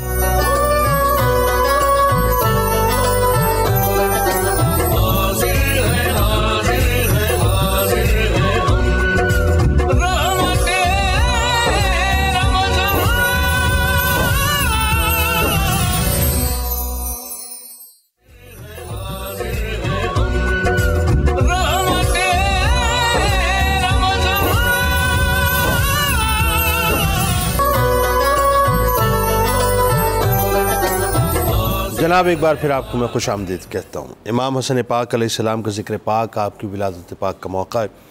اب آئیے آپ کو لیے چلتے ہیں شبیہ مصطفیٰ صلی اللہ علیہ وآلہ وسلم کے حسن و جمال کی جانب، اور ساتھ ساتھ یہ بھی بتلائیے مفتی صاحب، جو میرا خیال ہے اس کجی کے دور میں یہ جو ہمارے یہاں ایک تماشا شروع ہو گیا ہے کہ ہم نے سب کو جو ہے وہ الگ الگ پاکٹس میں اپنے تئیں بانٹنے کی کوشش کی ہے، جبکہ وہ بٹے ہوئے نہیں ہیں، وہ تو سب ایک ہے، دے آر آل ون، سب ایک ہے۔ یہ جتنے بھی رنگ ہمیں صحابہ کرام رضوان اللہ تعالیٰ علیہ مجمعین کے نظر آتے ہیں اور جتنے بھی رنگ اہل بیت اطہار کے نظر آتے ہیں، یہ سارے رنگ ملائیے نا تو رنگ مصطفیٰ بنتا ہے صلی اللہ علیہ وآلہ وسلم۔ بتلائیے ذرا جو آپ کا کردار ہے امت کو جوڑنے کے حوالے سے۔ جی بالکل، ایک خوبصورت پیغام ہے جو آپ نے اپنے سوال کے اندر فوکس کیا کہ حضرت امام حسن مجتبیٰ رضی اللہ تعالیٰ عنہ علیہ السلام کا جو کردار امت کو جوڑنے کے حوالے سے ہمیں نظر آتا ہے، یقیناً ہر زمانے میں اس کی ضرورت ہے اور رہے گی، مگر فی زمانہ جو حالات ہم دیکھ رہے ہیں اس میں اس کردار کو اپنانے کی بہت زیادہ ضرورت ہے امت کی خیر خواہی کے لیے اور امت کی اصلاح کے لیے۔ ایک تو اس میں ضمن میں یہ عرض کرنا چاہتا ہوں کہ خود میرے آقا صلی اللہ علیہ وسلم نے یہ ارشاد فرمایا تھا حضرت امام حسن مجتبیٰ کی فضیلت میں، یہ پیشین گوئی ارشاد فرماتے ہوئے فرمایا تھا کہ میرا یہ بیٹا سید ہے اور یہ بے شک مسلمانوں کے دو گروہوں کے درمیان صلح کروائیں گے۔ سبحان، یہ آقا علیہ الصلوۃ والسلام نے بشارت عطا فرما دی تھی۔ اور دیکھیے کہ اب حضرت امام حسن مجتبیٰ رضی اللہ تعالیٰ عنہ کا جو عمل مبارک ہے وہ اس کی عملی تصویر نظر آتا ہے۔ جیسے آپ لفظ کئی بار آپ نے استعمال فرمایا کہ آپ شبیہ مصطفیٰ ہیں، اللہ، یعنی جیسے حدیث پاک میں ہے کہ سر انور سے لے کر سینے مبارک، سر سے لے کر سینہ مبارک تک تو آپ آقا علیہ السلام کی شبیہ مبارک تھے، تو لہٰذا اپنے عمل کے اندر، کردار کے اندر، صلح و جوئی کے اندر، امن پسندی کے اندر بھی وہ آقا علیہ السلام کی شبیہ نظر آ رہے ہیں اور اسی کردار کو نبھاتے ہوئے نظر آ رہے ہیں۔ اور پھر ابھی وقفے کے دوران قبلہ پروفیسر صاحب نے ایک بات کی، بڑی وجد انگیز بات ہے کہ یہ وہ ہستیاں تھیں کہ دنیا والوں کی کیا مجال کہ ان کو کوئی عہدہ دیں، ان کو کوئی منصب دیں یا ان کو کچھ بنائیں، وہ تو جو تھے انہیں ان کے رب نے بنایا اور آقا علیہ السلام نے انہیں منصب عطا فرمائے، لہٰذا یہ بننے والے نہیں تھے، یہ بنانے والے تو جو ان کے در پہ پہنچ جائے وہ اس کے سر پہ تاج رکھنے والے تھے۔ اور پھر چونکہ اہل بیت اطہار کو اللہ رب العزت نے اس مقصد کے لیے منتخب فرمایا کہ آپ کے لیے ابتلا ہے، آزمائش ہے، اور ابتلا اور آزمائش جو ہے وہ زہد اور ورع کے اندر ہوتی ہے، اس لیے آقا علیہ السلام کی یہ شان بھی ان کو ملی۔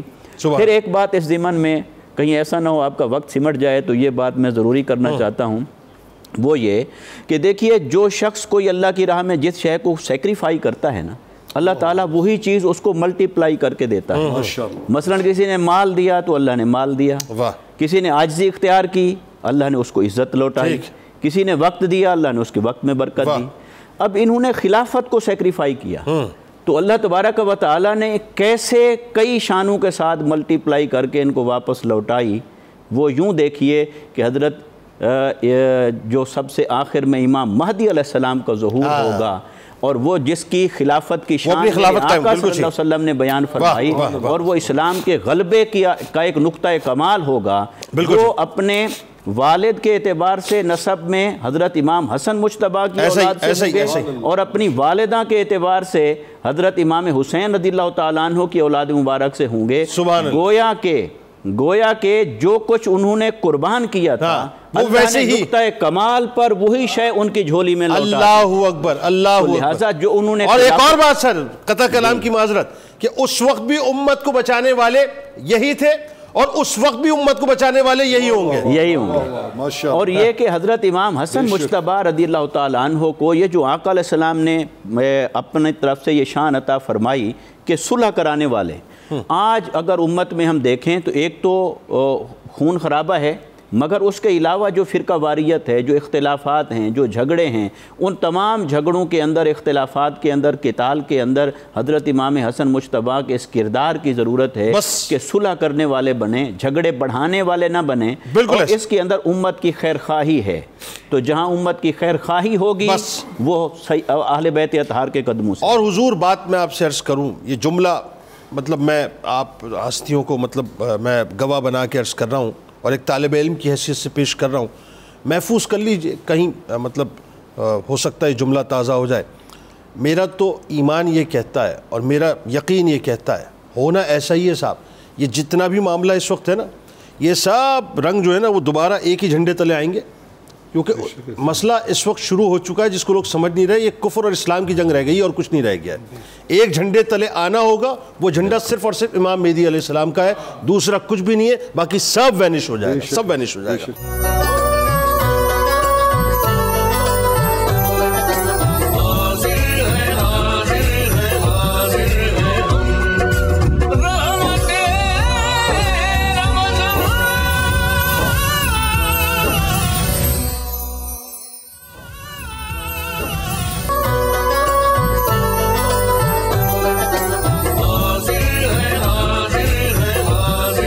جناب ایک بار پھر میں آپ کو خوش آمدید کہتا ہوں. قصص الانبیاء ہے اور آج حضرت موسیٰ علیہ السلام کے معجزات کا ذکر ہوگا.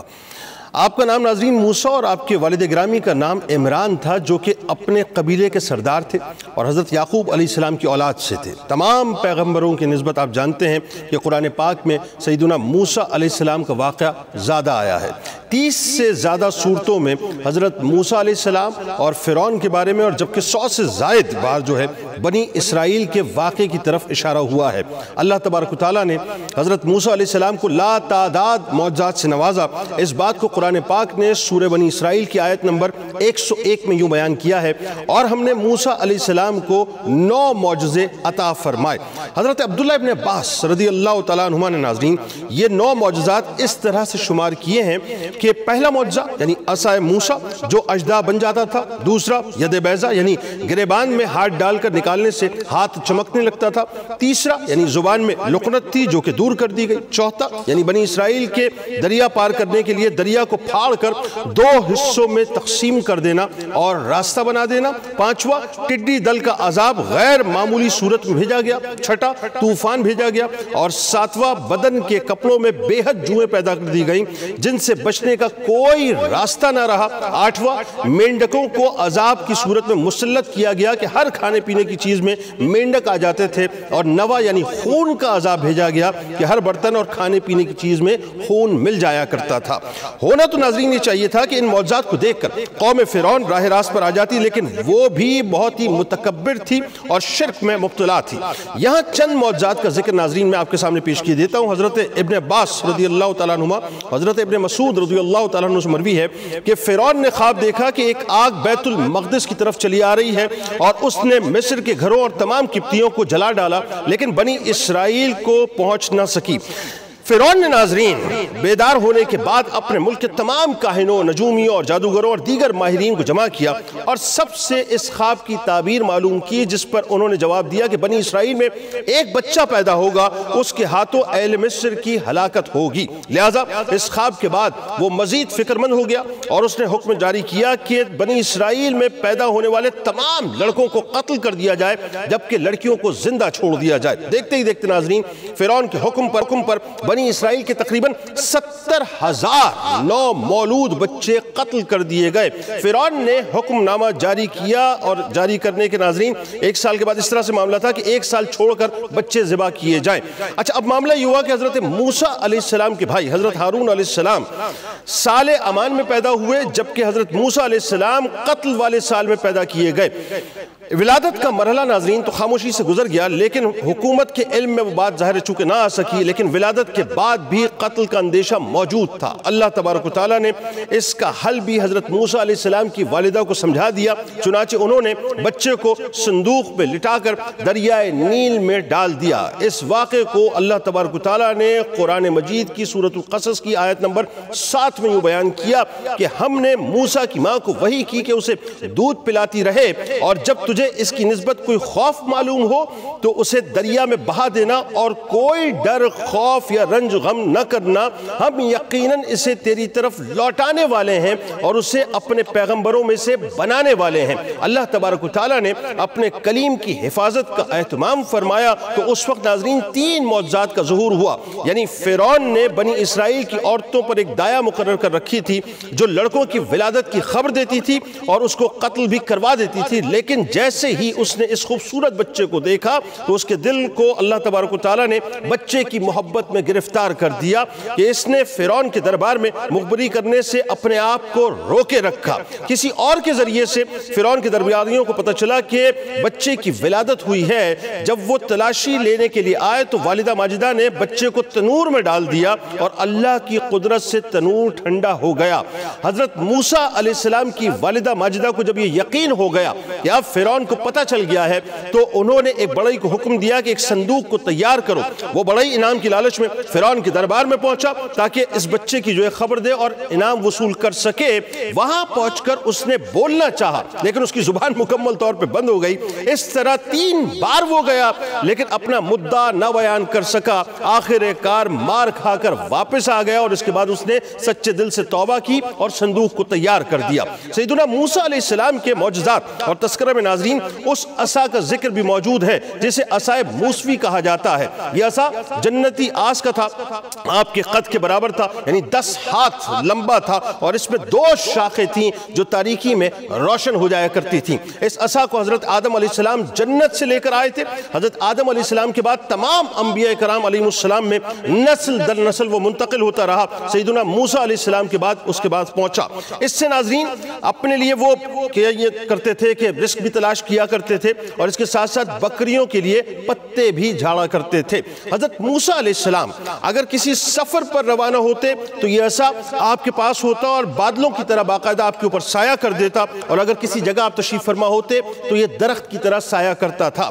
حضرت موسیٰ علیہ السلام ناظرین طور سینہ سے اللہ رب العزت سے حلم کلام ہو کر اور رشد و ہدایت سے بھری کتاب تورات شریف لے کر جب لوٹے اور اپنی اہلیہ کو لے کر مصر کی طرف روانہ ہوئے تو آپ کے بھائی حضرت ہارون علیہ السلام نے آپ کا استقبال کیا اور آپ کو گھر پر لے گئے. حکم الہی کی تکمیل کے لیے دوسرے دن دونوں بھائی فرعون کے دربار میں پہنچے. حضرت موسیٰ علیہ السلام نے فرعون سے فرمایا کہ آئے فرعون, ہم رب العالمین کی طرف سے بھیجے گئے ہیں. رب العالمین نے مجھے دانائی عطا فرمائی ہے اور اپنا رسول بنایا ہے. تو ہمارے ساتھ بنی اسرائیل کو یعنی روانہ کر دے. حضرت جو موسیٰ علیہ السلام نے ساری گفتگو ناظرین تو فرعون نے کہا کہ رب العالمین کیا چیز ہے, معاذ اللہ سوال کیا.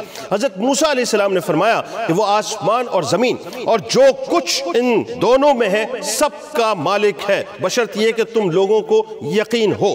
فرعون نے ناظرین اپنے جو موالی تھے ان سے کہا کہ کیا تم نہیں سن رہے, یعنی کیا تم اس بات پر متعجب نہیں ہو رہے کہ میرے سوا کوئی اور معبود ہے؟ حضرت موسیٰ علیہ السلام نے فرمایا کہ وہ تمہارے اور تمہارے اگلے باپ دادوں سب کا پروردگار ہے.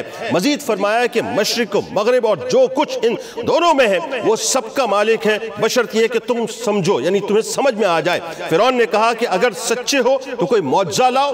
پس انہوں نے اپنی لاٹھی زمین پر ڈالی تو وہ اسی وقت اژدہا بن گیا, اور اپنے ہاتھ جو کہ بغل سے نکالا تو وہ سفید چمکیلا نظر آنے لگا. فرعون نے حضرت موسیٰ علیہ السلام سے کہا کہ ہم بھی تمہارے مقابل ایسا ہی جادو لائیں گے. ہمارے اور اپنے درمیان ایک وقت مقرر کر لو کہ نہ تم جو ہے اس کے خلاف ہو اور نہ ہم, اور یہ مقابلہ صاف میدان میں ہونا چاہیے. حضرت موسیٰ علیہ السلام نے کہا کہ زینت اور جشن کا دن کا وعدہ ہے, یعنی آپ نے اس چیلنج کو قبول کر لیا, اور یہ کہ لوگ اس دن چاشت کے وقت اکٹھے ہو جائیں. اب یہاں پر ناظرین عصائے موسوی کا کمال نظر آنے لگا کہ مقررہ دن ہزاروں کی تعداد میں جو جادوگر تھے وہ میدان میں جمع کر لیے گئے تھے. ایک طرف مصر کے چوٹی کے جادوگر تھے, یعنی اپنے جادوئی ساز و سامان کے ساتھ موجود تھے, بڑے متکبرانہ انداز میں موجود تھے اور خوشگبیوں میں مکمل طور پر مصروف تھے. تو دوسری طرف اللہ کے 2 نیک بندے, 2 نبی, یعنی حضرت موسیٰ علیہ السلام, حضرت ہارون علیہ السلام کھڑے بارگاہ الہی میں دعا گو تھے. اس واقعے کو اللہ تبارک و تعالیٰ نے سورۃ الشورى میں یوں بیان کیا ہے کہ جادوگر بولے موسیٰ یا تو تم اپنی چیز ڈالو یا ہم اپنی چیز پہلے ڈالتے ہیں. موسیٰ علیہ السلام نے کہا کہ پہلے تم ڈالو. جب انہوں نے چیزیں ڈالی تو ان کی رسیاں اور لاٹھیاں جادو کے زور سے دوڑتی ہوئی محسوس ہونے لگیں. اس وقت حضرت موسیٰ علیہ السلام کے دل میں خوف پیدا ہوا تو اللہ تعالیٰ نے وحی بھیجی, اے موسیٰ ڈرو نہیں, بلا شبہ تم ہی غالب آؤ گے, ذرا اپنا عصا زمین پر پھینکو اور پھر دیکھو. چنانچہ ناظرین لاٹھی کا زمین پر پھینکنا کیا تھا, وہ ایک بہت بڑے ہیبت ناک اژدہے کے اندر تبدیل ہو گئی.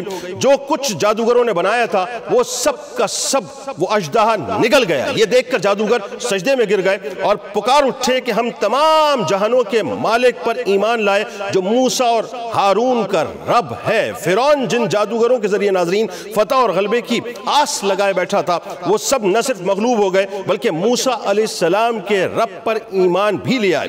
فرعون جو خدائی کا دعویٰ کرتا تھا اور کہتا تھا کہ انا ربکم الاعلیٰ, یعنی میں تمہارا اونچا رب ہوں, اس کے متعلق تمام لوگوں کو پتہ چل گیا کہ وہ ذلیل, عاجز اور گھٹیا ترین انسان ہے. ناظرین کرام اس کے بعد کیا ہوا؟ اس کے بعد یہ ہوا حضرت موسیٰ علیہ السلام قوم فرعون کو تبلیغ کر رہے تھے اور قوم کی مسلسل نافرمانی کے پیش نظر اللہ تبارک و تعالیٰ نے اس قوم پر 5 قسم کے مختلف عذاب نازل کیے, جس کو اللہ تعالیٰ نے قرآن مجید میں سورۃ الاعراف کی آیت نمبر 33 میں یوں بیان کیا ہے, پھر ہم نے ان پر طوفان بھیجا اور ٹڈیاں اور گھن کا کیڑا اور مینڈک اور خون. حضرت عبداللہ ابن عباس رضی اللہ تعالیٰ عنہ کی تفسیر کے مطابق ان میں سے ہر عذاب ناظرین ایک معین وقت تک رہا, پھر موقوف ہو گیا اور کچھ مہلت دی گئی. اس کے بعد دوسرا عذاب, اس کے بعد تیسرا عذاب, یعنی الگ الگ الگ وقتوں میں آتا رہا۔ ابن منظر نے ناظرین حضرت عبداللہ ابن عباس رضی اللہ تعالیٰ عنہ سے روایت کیا ہے اور نقل کیا ہے کہ ان میں سے ہر عذاب قوم فرعون پر 7 روز تک مسلط رہا۔ ہفتے کے دن شروع ہو کر دوسرے ہفتے تک رفع ہو جاتا، پھر 3 ہفتے کی مہلت دی جاتی، یعنی یہ سلسلہ اسی انداز سے چلتا رہا۔ امام بغوی نے یعنی حضرت ابن عباس رضی اللہ تعالیٰ عنہ سے نقل کیا ہے کہ جب پہلی مرتبہ قوم فرعون پر قحط کا عذاب مسلط ہوا تو سیدنا موسیٰ علیہ السلام کی دعا سے رفع ہو گیا۔ یہ ایسے سرکش لوگ تھے کہ عذاب قحط سے بھی متاثر ہوئے اور معاہدہ کر کے پھر گئے، پھر اللہ تبارک و تعالیٰ نے ان پر طوفان کا عذاب بھیج دیا۔ قوم فرعون کے گھروں میں اور زمینوں کو پانی کے طوفان سے مکمل طور پر تباہ و برباد کر دیا گیا۔ جب بنی اسرائیل کے مکانات اور زمینیں اس پانی کے طوفان سے محفوظ رہیں، آل فرعون کی عارضی یعنی جو معافی تھی اس پر جو ہے وہ باقاعدہ طوفان جو ہے وہ ٹل گیا، لیکن انہوں نے پھر نافرمانی کی تو اللہ تبارک و تعالیٰ نے ان پر ٹڈیوں کا عذاب نازل کیا۔ ٹڈی دل ناظرین یعنی ان کی ساری جتنے بھی کھیت تھے اور باغات تھے سب کو کھا جایا کرتے تھے، جبکہ بنی اسرائیل کے مکانات، زمینیں اور باغات مکمل طور پر محفوظ رہتے تھے۔ قوم فرعون پر تیسرا عذاب کمل کا مسلط کیا گیا، یعنی اسے جو ہے وہ اپنا جو بھی بولا جاتا ہے جو انسانوں کے بالوں اور کپڑوں میں باقاعدہ پیدا ہو جاتی تھی، اور ان جوؤں نے ان کے بال، پلکیں اور بھویں صاف کھا لی تھی، یعنی بالکل صفا چٹ کر دیا تھا۔ اس کے بعد ان پر چوتھا عذاب جو نازل ہوا وہ مینڈکوں کا عذاب نازل ہوا۔ ان کے گھروں میں کثرت سے مینڈک پیدا ہو گئے، وہ جہاں بیٹھتے تھے، جس گیتھرنگ میں بیٹھتے تھے ہر طرف مینڈک آتے، یہاں تک کہ اگر وہ منہ بھی کھولتے تھے تو منہ میں کھولتے ہی مینڈک ان کے منہ کے اندر آ جایا کرتا تھا۔ اس عذاب سے عاجز ہو کر سب رونے لگے، پہلے سے زیادہ پختہ وعدہ کیا، معاہدہ کیا، توبہ کی۔ موسیٰ علیہ السلام نے جو ہے باقاعدہ دعا کی تو یہ عذاب بھی رفع ہو گیا۔ اس کے بعد ناظرین ان پر خون کا عذاب مسلط ہوا تو فرعونیوں کے کھانے پینے میں باقاعدہ خون شامل ہو گیا، جبکہ جو لوگ موسیٰ علیہ السلام کے ماننے والے تھے وہ اس عذاب سے مکمل طور پر محفوظ رہے۔ اللہ تعالیٰ کی طرف سے واضح نشانیوں کو دیکھ کر فرعون اور آل فرعون نے نہ صرف انکار کیا بلکہ اس کو جھٹلا بھی دیا، گویا کہ انہوں نے عذاب الہی کو دعوت دی اور عذاب الہی حرکت میں آیا۔ جب معاملہ اس حد تک پہنچ چکا تو اللہ تبارک و تعالیٰ نے موسیٰ علیہ السلام کو حکم دیا کہ اب وقت آ گیا ہے کہ بنی اسرائیل کو مصر سے نکال کر باپ دادا کی سرزمین پر لے جاؤ۔ مصر سے فلسطین جانے کے لیے 2 راستے ناظرین اس وقت تھے، ایک خشکی کا راستہ تھا جو قریب کا راستہ تھا، اور دوسرا جو تھا وہ بحر کلزم کا راستہ تھا جو کہ دور کا راستہ تھا۔ مگر اللہ تبارک و تعالیٰ کی مصلحت کا تقاضا یہ ہوا کہ وہ خشکی کی راہ چھوڑ کر دور کی راہ اختیار کریں اور کلزم کو پار کر کے جائیں۔ حضرت موسیٰ علیہ السلام اور ہارون علیہ السلام ناظرین بنی اسرائیل کو لے کر اب چلے، راتوں رات جو ہے وہ بحر کلزم کی راہ پر ہو لیے، یعنی روانہ ہونے سے پہلے مصری عورتوں کے زیورات اور قیمتی پارچہ جات جو کہ ایک تہوار میں مستعار لیے تھے وہ بھی واپس نہ کر سکے کہ کہیں مصریوں پر اصل حال نہ کھل جائے۔ ادھر ناظرین پارچہ نویسوں نے فرعون کو کہا کہ بنی اسرائیل مصر سے فرار ہونے کے لیے شہر سے نکل گئے ہیں۔ فرعون نے اسی وقت ایک زبردست قسم کا لشکر یعنی فوج کی صورت میں تیار کیا اور ان کا تعاقب کرنا شروع کیا، اور صبح ہونے سے پہلے پہلے ان کے سر پر جا پہنچا۔ بنی اسرائیل کی تعداد بقول تورات یعنی علاوہ بچوں اور چوپایوں کے تقریباً 6 لاکھ بنتی تھی۔ جب انہوں نے پیچھے دیکھا تو فرعون کو اپنے سر پر پایا اور گھبرا کر کہنے لگے کہ کیا مصر میں قبریں نہ تھیں جو تو ہم کو مننے کے لیے بیابان میں لے آیا ہے؟ حضرت موسیٰ علیہ السلام نے اپنی قوم کو تسلی دی اور فرمایا کہ خوف نہ کرو، اللہ سچا ہے، وہ تم کو نجات دے گا اور تم ہی کامیاب ہوگے۔ اور پھر درگاہ الہی میں باقاعدہ آپ نے دعا کے لیے اپنے دست مبارک بلند کیے۔ اللہ تبارک و تعالیٰ کی یعنی باقاعدہ اللہ تعالیٰ کی طرف سے ان کو وحی کی گئی، وحی کے ذریعے حضرت موسیٰ علیہ السلام کو حکم دیا گیا کہ اپنی لاٹھی کو پانی پر مارو، اور پانی پھٹ کر جو ہے وہ باقاعدہ بیچ سے دریا کو 2 حصوں میں تقسیم کر دیتا ہے۔ اور معاملہ یہ ہوا کہ جو بحر کلزم تھا وہ یوں سمجھ لیجئے کہ 2 پہاڑوں کی صورت میں بیچ سے چرا اور 2 پہاڑوں کی صورت میں کھڑا ہو گیا اور بیچ سے باقاعدہ راستہ بن گیا۔ اور حضرت موسیٰ علیہ السلام باقاعدہ اپنے تمام جتنے بھی چاہنے والے یا ان کے حواری تھے سب کو حکم دیتے ہیں، سب کے سب اس خشک راستے کے اتر گئے اور پار ہو گئے۔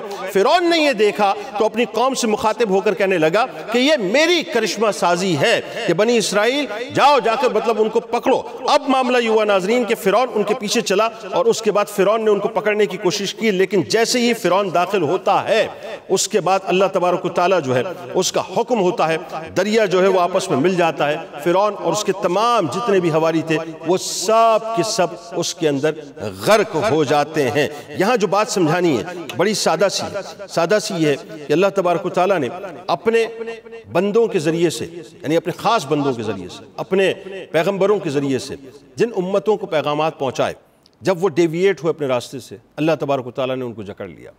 ہم ذرا سوچیں امت محمد صلی اللہ علیہ وآلہ وسلم میں ہم کتنے ڈیویٹ ہو چکے ہیں، لیکن پکڑ کیوں نہیں ہوتی؟ اس لیے نہیں ہوتی کہ رسول کریم صلی اللہ علیہ وآلہ وسلم ہمارے درمیان موجود ہیں۔ لیکن کیا ہم ان کی موجودگی کو فار گرانٹیڈ لیتے ہیں، یا ہمیں اس بات پہ سوچنا چاہیے کہ ہمیں اپنی روش کو تبدیل کرنا چاہیے؟ انشاءاللہ شام دوبارہ آپ سے افطار میں ملاقات ہوگی، اس دعا، اس امید، اس یقین کے ساتھ اللہ تعالیٰ آپ کا، ہمارا، ہم سب کا حامی و ناصر، آمین۔ اللہ حافظ۔